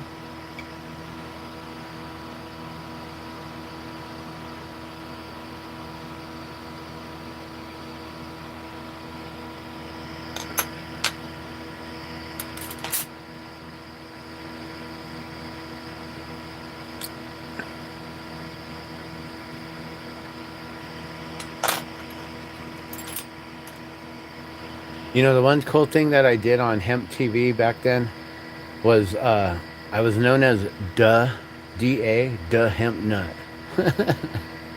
And I basically would do this segment where I would teach people on how they can cook and eat hemp, like adding hemp to your diet, why it was important, getting the essential fatty acids, the omega 3s, omega 6s, and omega 9s.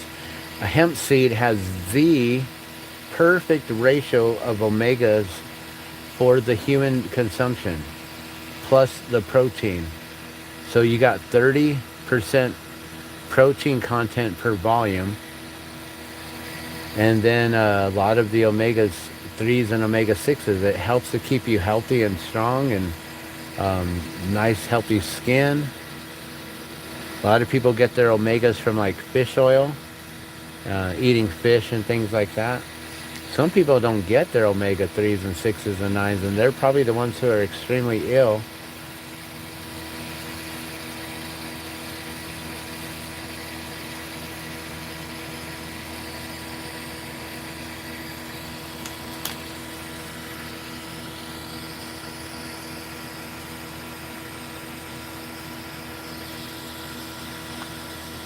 All right, I got another jellyfish on the way. So now it's all built up. Got the tentacles built up. Got the dot, the color for the bell. This will probably be the last one to make on this rod. It's getting a bit short here.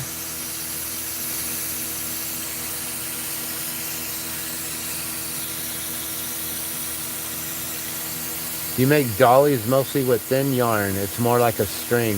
Oh, dang. Oh, you're talking like those littles. Where they're super tight stitch.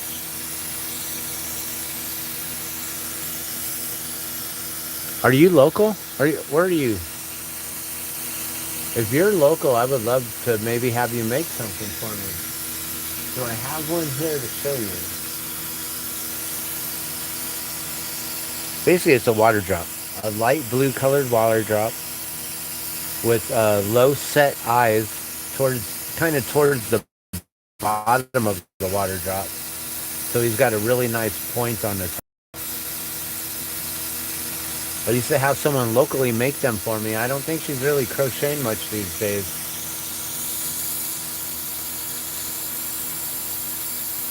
I guess I could ask her first and just make sure that the originator who makes them still has the opportunity to make them if she would like to. But I may be looking for someone else to make them for me. But she was hooking me up at gosh, I think they were only I think they were like $4, maybe two. I don't even know. I'm just like, what? And I was selling them for like $5 or $6. I think she was getting them to me for $4, and I was like making $1. But maybe she was getting them to me for $2, and I was just doubling the money. I don't know now. I'm like, huh? How did that work out? All right, we're gonna push this jelly in just like a mushroom. Same technique that we always do. Get it in there, and then force it in. Boom. Get it in there nice and deep. Force that color in. Get the tentacles pushed into the bottom right there, and no further. You don't want the tentacles to get pushed up underneath the head of the jellyfish. So I push those tentacles that I built up to right at that line right there where the glass ends. Get the air bubble out of there.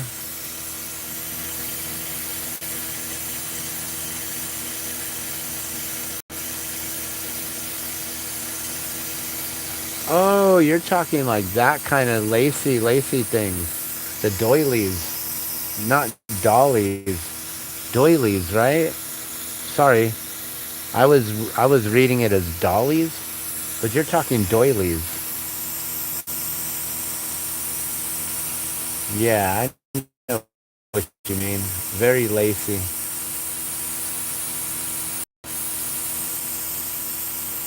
You could probably do a lot, get some clothes from the thrift stores and then like upcycle them by adding a little bit of your lace to like the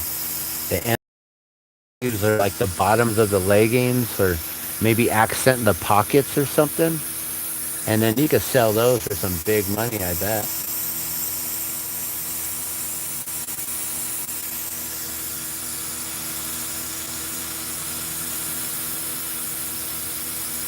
And then of course there's swimwear where you can add that lacing to it, and you can even just make the whole entire like bathing suit out of it.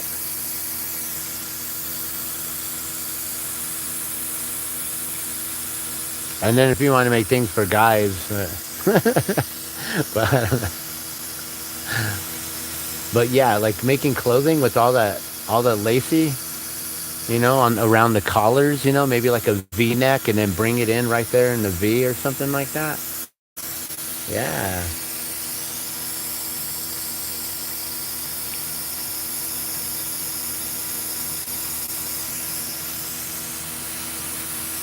But then again, you might have a huge market for lampshade covers and things that go on the coffee tables and under lamps and stuff like that. Especially for Christmas time, right?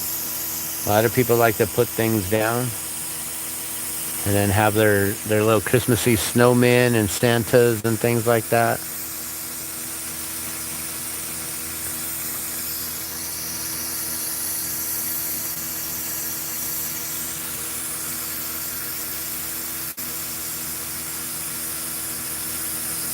When I was younger, I used to be a skater, and I got into changing up some of my pants. We used to wear a lot of corduroy, and we would rip the seams. We get a seam ripper, and we'd open up the seams along the outer side of the pants, and then we'd do like some sort of like a basically like a square pattern like for quilting, but a straight make a strip of squares and then just sew them in, and then maybe on the top it would like taper in. It would like get skinnier and skinnier. It could be like, wide, and then just slowly like gradually go into a point, or you'd sew it in to where the leg would just like sew that way.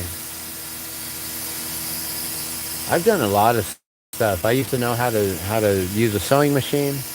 Back in the day before I got into blowing glass, I used to make a lot of hemp macrame necklaces, which then led me into checking out other things that I could purchase from, um, I think it was the Washington Hemp Mercantile or Mercado or something like that.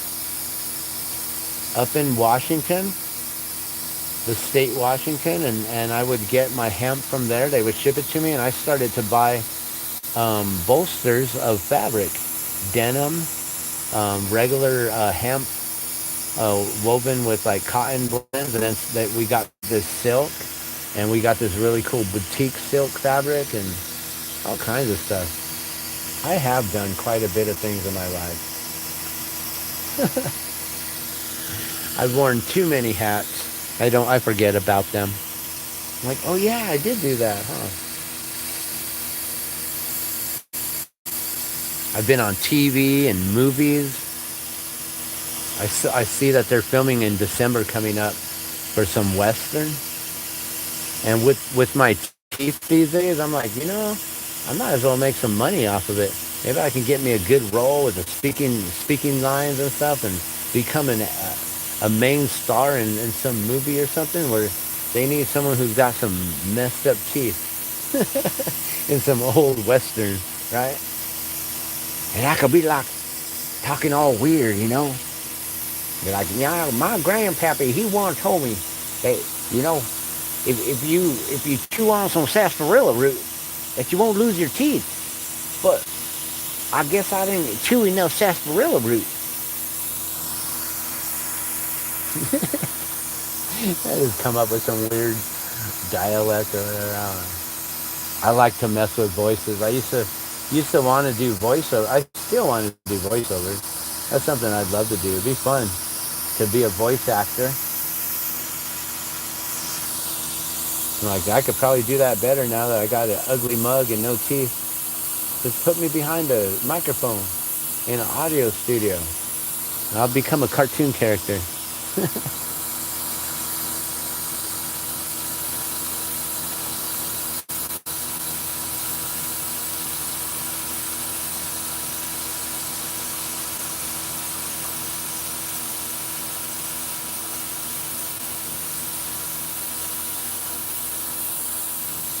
All right, just melting down this cobalt. You know, we've been going for over an hour now, huh? I may let you guys go just so we don't keep this video too long. But I just wanted to share some things. Maybe I'll do this and make a couple Christmassy things before we go. So that's another thing is, you know, placing orders would also be like anything that I make here. If you want to order this specific jellyfish that I've made, that you've watched me make, you can do that. You can place the order right now and be like, hey, I want that one. Let's figure out shipping and handling and everything like that. The narwhal, I can do. I've made the world's smallest orca whale, a baby orca. It's so tiny, it's smaller than your finger now. It would literally fit on my finger. It's so tiny.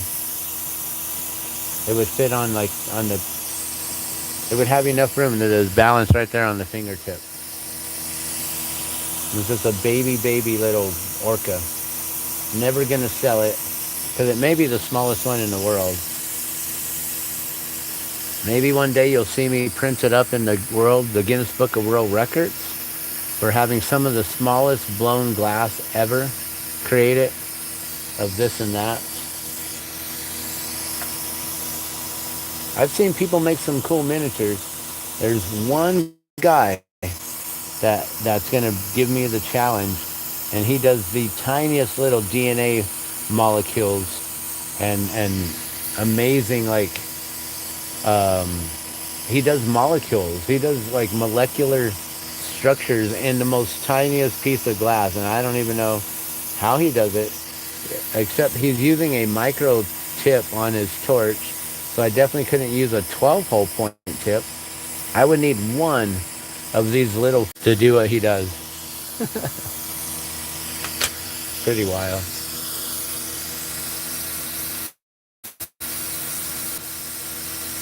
Crap, scrap, did crap crop. I don't know what you meant. I don't know if that's what you meant to say. Oh yeah, I was one that did crap to my clothes too and reworked them. I loved to thrift as a teen. Sewing was my first love. Okay, I don't know what to say, but I know you didn't say to craft them.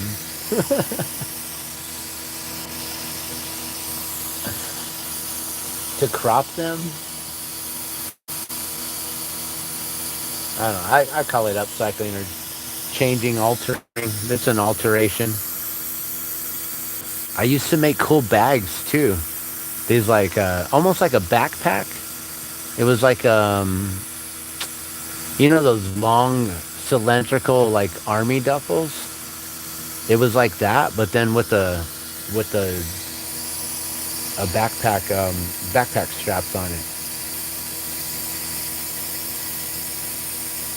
We even made photo albums that were padded, and we glued the hemp fabric around the outside of regular photo albums, and then made a nice little frame piece in the center, and that would be like good for like, you know, your wedding album or you know, keepsake memories photos. We did so many things. We made dog collars with the hemp macrame with the super thick rope, not the cord or the string, but the rope. Dog collars, dog leashes. And then we found out that dogs really love the taste of hemp. And it chewed those things up, and I decided, well, we're not selling those. We're going to just make dog chew toys. I started knotting a bunch of hemp rope to make chew toys. Like, well, that makes sense to me if that's what the dogs want to do with them. So they're not going to be leashes anymore once I chew through them.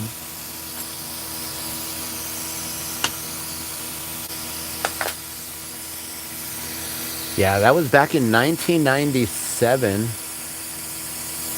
when I started to do home shows and selling at the flea market, and I was making all kinds of those things. Started blowing glass in '95. I was working with hemp and clay before I got into the glass, and then it became hemp, glass, and clay. And at the time, I was known as Craze, Kraze. I was a skater, so we kind of had like our own little tagging names and stuff like that. And I never really tagged anything, though. I never really got into the graffiti scene. But I did tag in books and did like my own murals and drawings in books. And so Craze was one of them.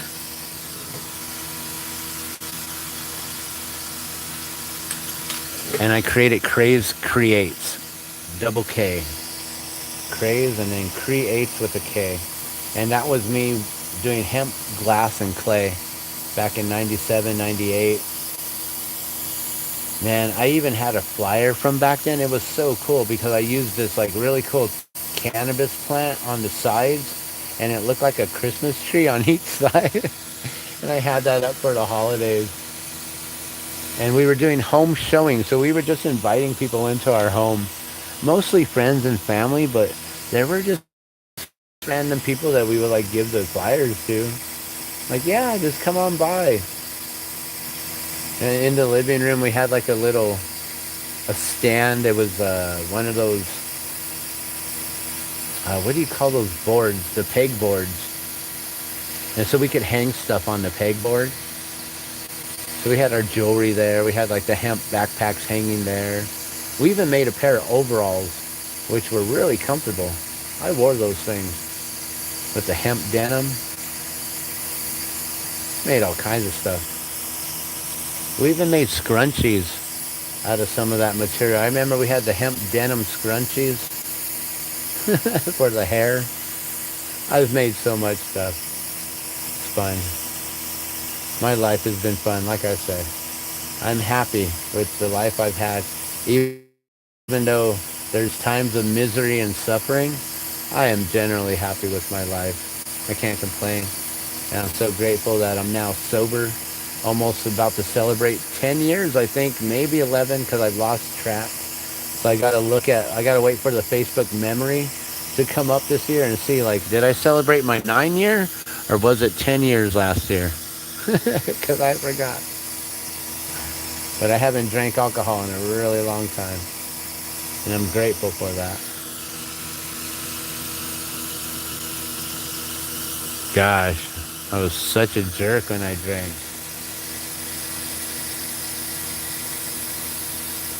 People think that I'm an asshole now.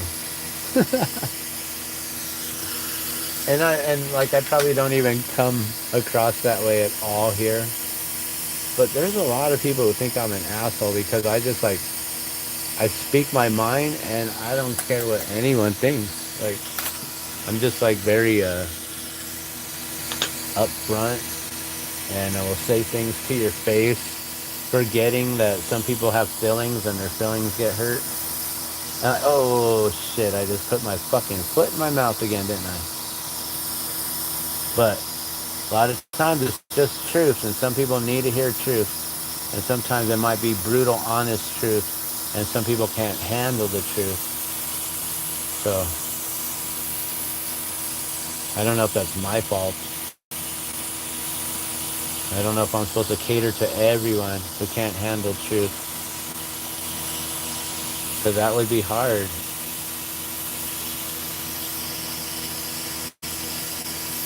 But, oh, you're one of those? Okay. Let me just coddle you here.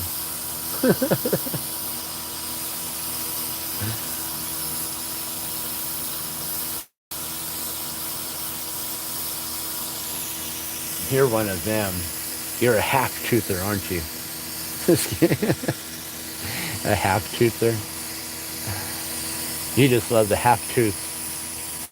You're leaning towards lies and half-truths.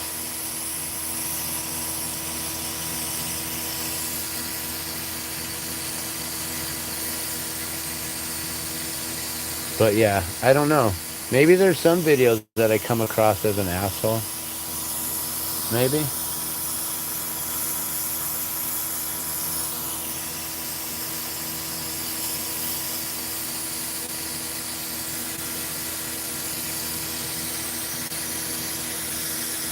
That one came out beautiful. Look at that one there. I always forget my camera's on this side. I'm like going over to this side of my phone and I'm like, oh, that's not even in view anywhere. Look at that thing.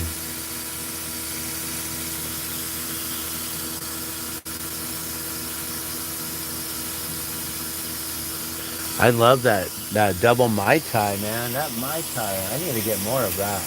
I'm about to run out. It's like an amber purple, but then they made the double amber purple, and then they did something else with it to make it this double Mai Tai. So it's like better than the amber purple and the double amber purple. Freaking amazing.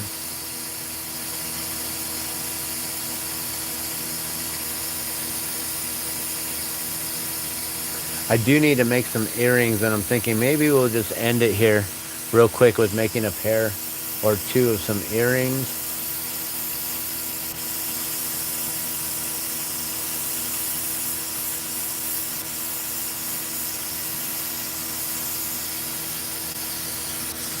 I wish I could keep it glowing like that. Wouldn't that be so cool? You figure out how to put like a LED light behind these. But then you'd have to like run the, like either you'd have a little tiny battery pack on the back of this and it'd be sticking out all weird, or embedded into it all deep and weird and mess up the pattern. Yeah. Then runs the cord with the light cord, necklace cord, something like that. I don't know. Kind of some weird stuff now. In the future, glass will be glowing. Actually, if we had our old school Boro sticks like these here, this is glow in the dark glass. This one, that's a glow in the dark.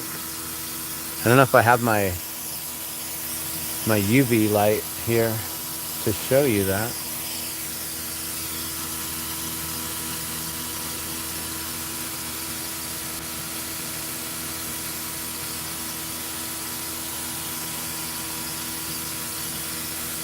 I smell some food. Someone's cooking something and it's coming through our vents and then back in through here because my fan is pulling the air through. Smells good and now I'm hungry.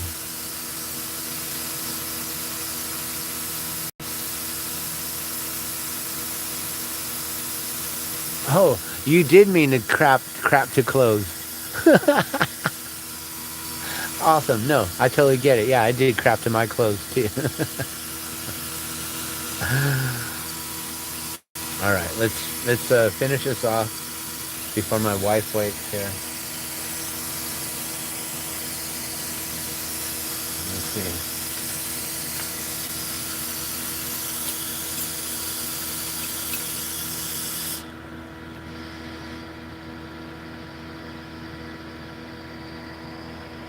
All right, since we have just a little bit of white, I'm gonna try to utilize this white in a way to where we're gonna do just a little line of white going down the red here. I didn't even preheat that red, did I? Oops. A little bit of white. We need it on both sides? Guess so. Try to make it just as long.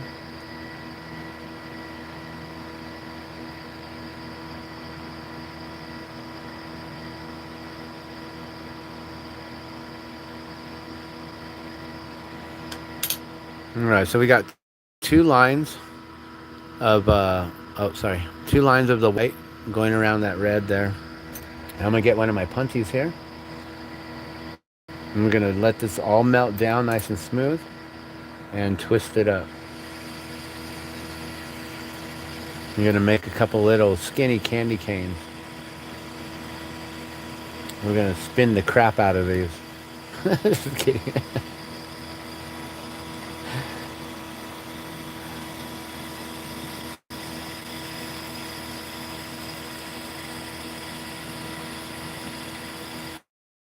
I love it. We're just gonna candy cane the crap out of these ones here.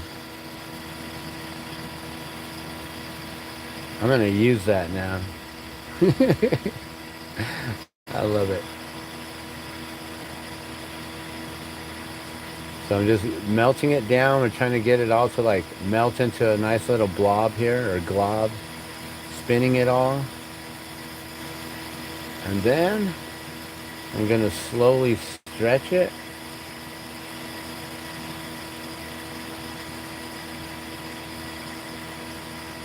As I spin it. And voila, we get ourselves a nice thin stringer of red and white spiral.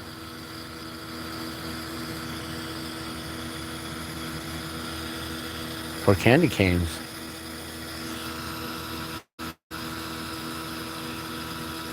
Yeah, came out looking pretty good there.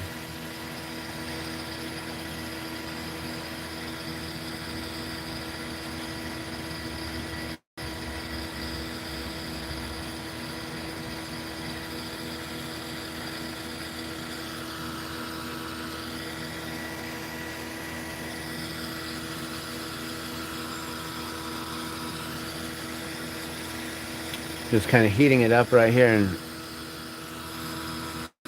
pulling it thin to where the whole thing is all that same length and everything. And you can see where I've heated it, it's now red, but then the spot where I just like hold it, it's not red. So this is a striking color, guys. A striking color basically is where you heat it and then you just like let it heat up again, and then that color comes back. It's pretty cool. It'll go clear, but then it can come back. All right, so now I'm going to pull off this little tiny bit at the tip. Give it a nice pull, like so. Then we're going to allow this to bend into a candy cane. And we want these small enough to be for earrings.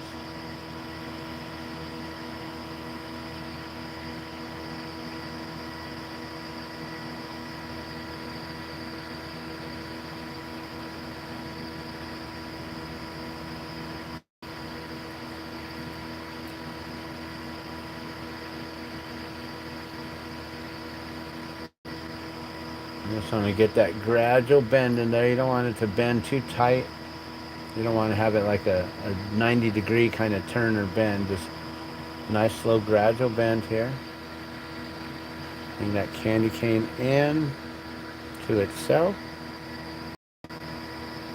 And then also, if you've got like little miniature trees, I know a lot of people set up those little tiny Christmas trees. If you got something like those, these work excellent for that. All right, and then we're gonna get this little bit of glass, and I'm gonna do a loop going from one side over to the other.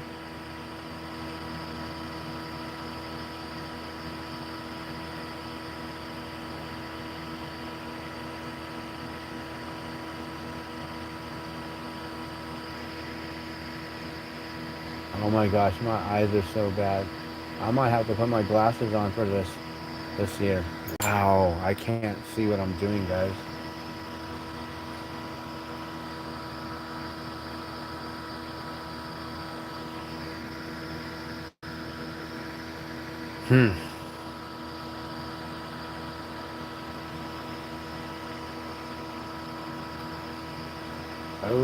Okay, that is so hard for me to do these days. Wow. Guess what, guys? Gotta bust out the readers here. Oh, did we stop? Are we done?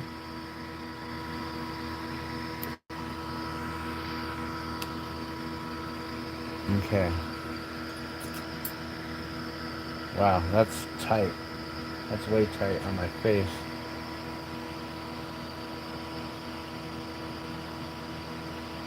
So the only way I can beat that guy with the DNA is by wearing readers, because there's no way that I could even see what the heck he's doing.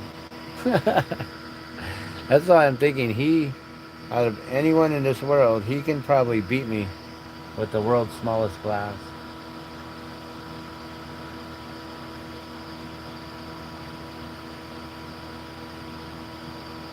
Rightfully so, because he's a badass.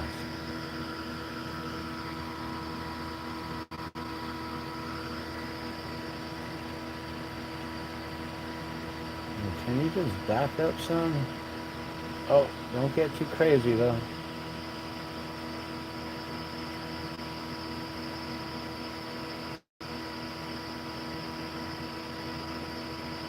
Wow. So this is the first time that I had to actually do this.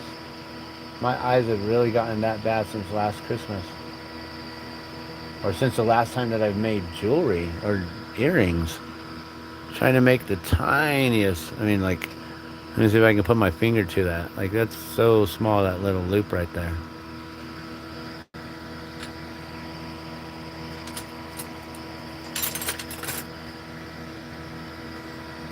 And then I just got to match it.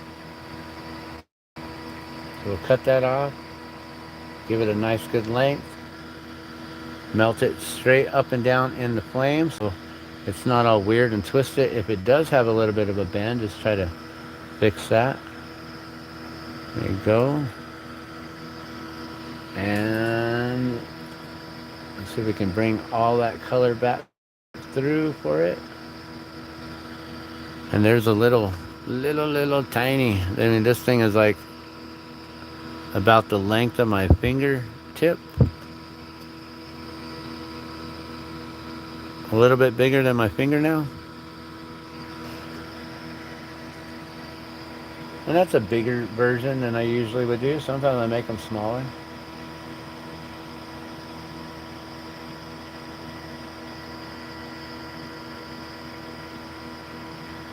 So just slowly get this to bend down.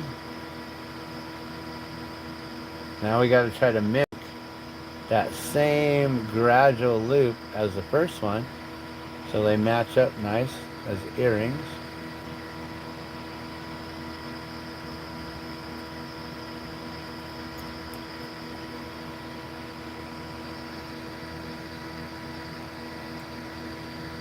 And usually the earrings I sell for about $20 to $30 a pair, depending on what they are and everything.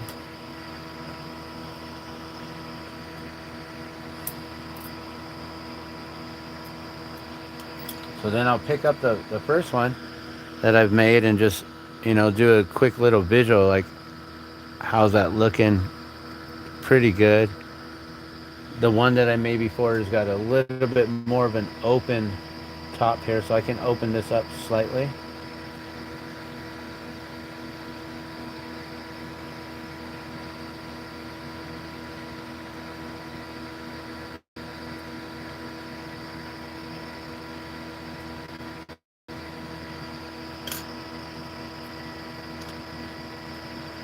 And I'm a perfectionist, so I really got to see, like, okay, I got to bend it a little bit more, like there. Bend it on. Oh, wait. Okay, so I can just open that one up some, and then they'll match.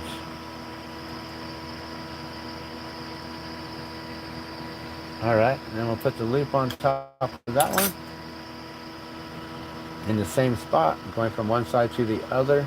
That way when I put the jump ring, the metal ring in there, that it will be able to hang and allow these to sit in the right way to where you can actually see what they are. They'll be facing out.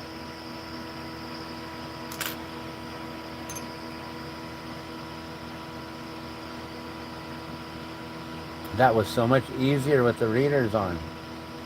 Look at that. Didn't have all that issue.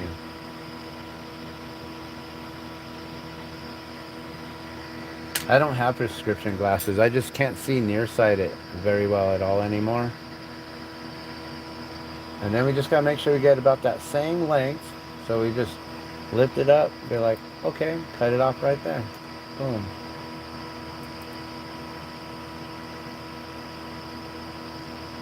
And when you pull it, you always want to give it that little bit of twist. Look at it, make sure it's nice and straight.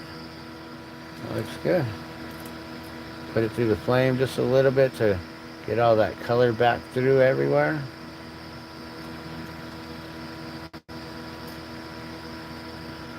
And by the time I'm done with the second one, this first one, oops, it's so small and skinny that it's actually cool enough to the touch. This is probably the warmest part right there, but it's already so cool that I could pretty much grab it here. It's a little warm on top there. You can see how tiny that thing is. It's pretty small. It's pretty. Pretty small.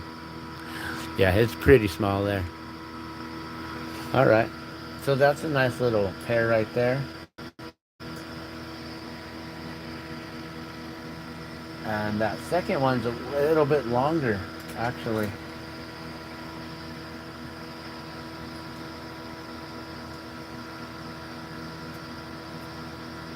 It's a little bit longer, so I'm gonna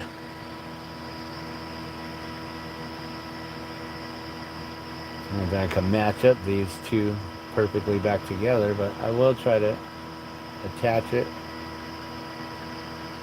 and we'll pull it off up here instead.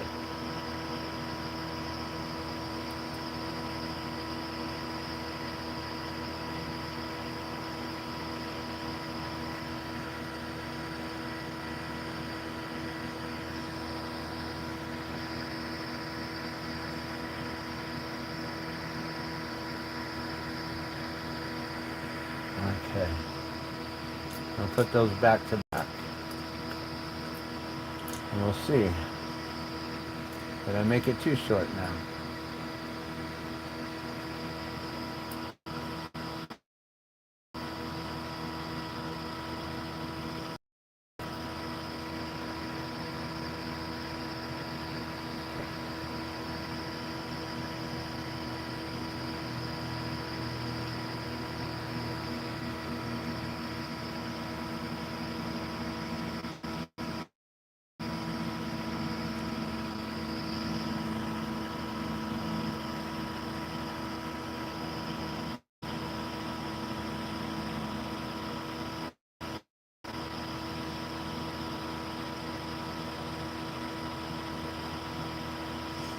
I did make it a little too short, and now I'm trying to add a spiral back to the spiral. So there will be a flaw in this one here, but it'll look good. And now they're the same length. Cool. So now, what are we gonna do with this little bit?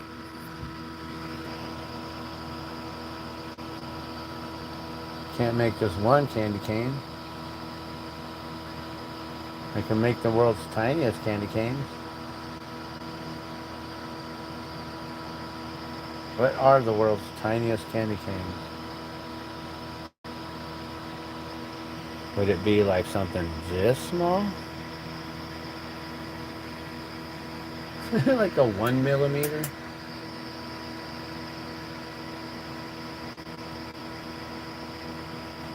Yep.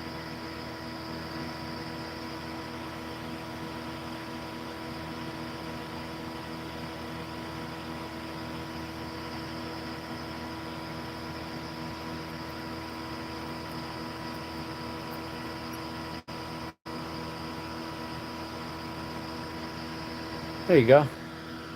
How about a little baby one? That thing is so tiny. Should I make one smaller? I can't even see that thing. I put it down and like, where'd it go? Here, let's go even smaller. We'll make an even tighter loop on top.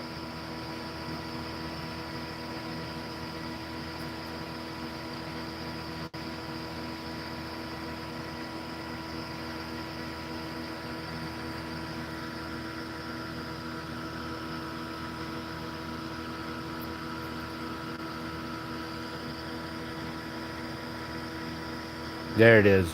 That's small. That's like barely even as wide as the tool there. That thing is so tiny. That's like 6 or 7 millimeters tall. Oh my gosh, that's cute. I don't know why I do that. Who's those things are gonna get lost? What, like, where am I gonna even stash these? And I had to put them in a little tiny baggie or something. Here, I'll make another one just a regular size, a regular miniature size. There's gonna be people with little miniature trees, right? So they're gonna need little miniature candy canes.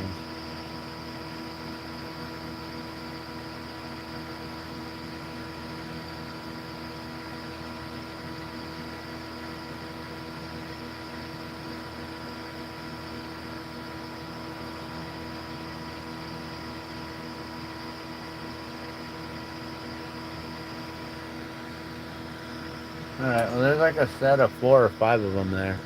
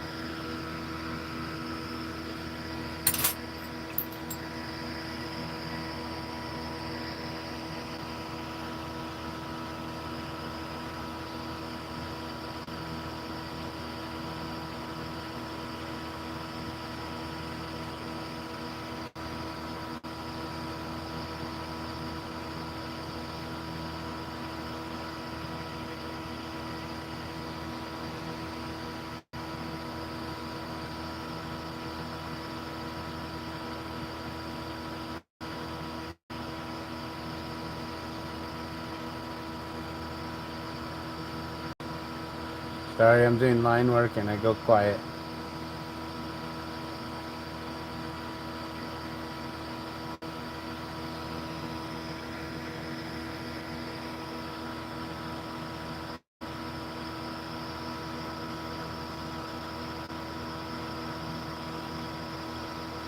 I'm gonna make another little tiny miniature, sort of a Christmas ornament here.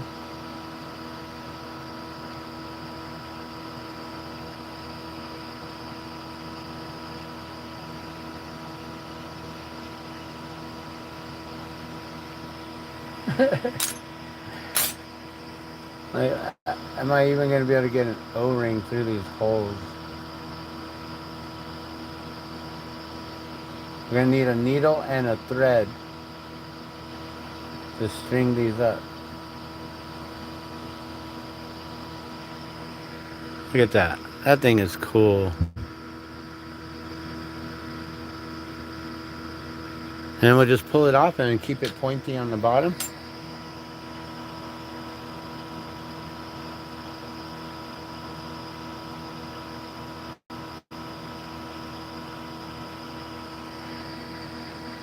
And keep that point nice and straight.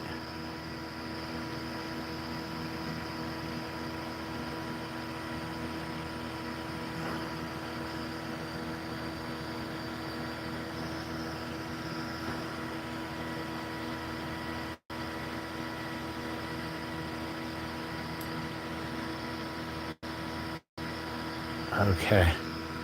And there's a cool little...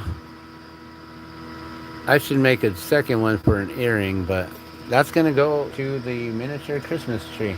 Maybe I'll set up a miniature Christmas tree. Maybe I'll make a glass Christmas tree. I don't know. But I'm going to let you guys go because I am hungry. I need to go get myself some lunch and go check on my wife. It's been 1:11 minutes ago on 11:11. We're going to end this stream that there. Thank you guys so much for tuning in and watching. I really appreciate it. I'll check out my email to see um, to see what you sent. And you guys have a beautiful day. Love and blessings. I'm out.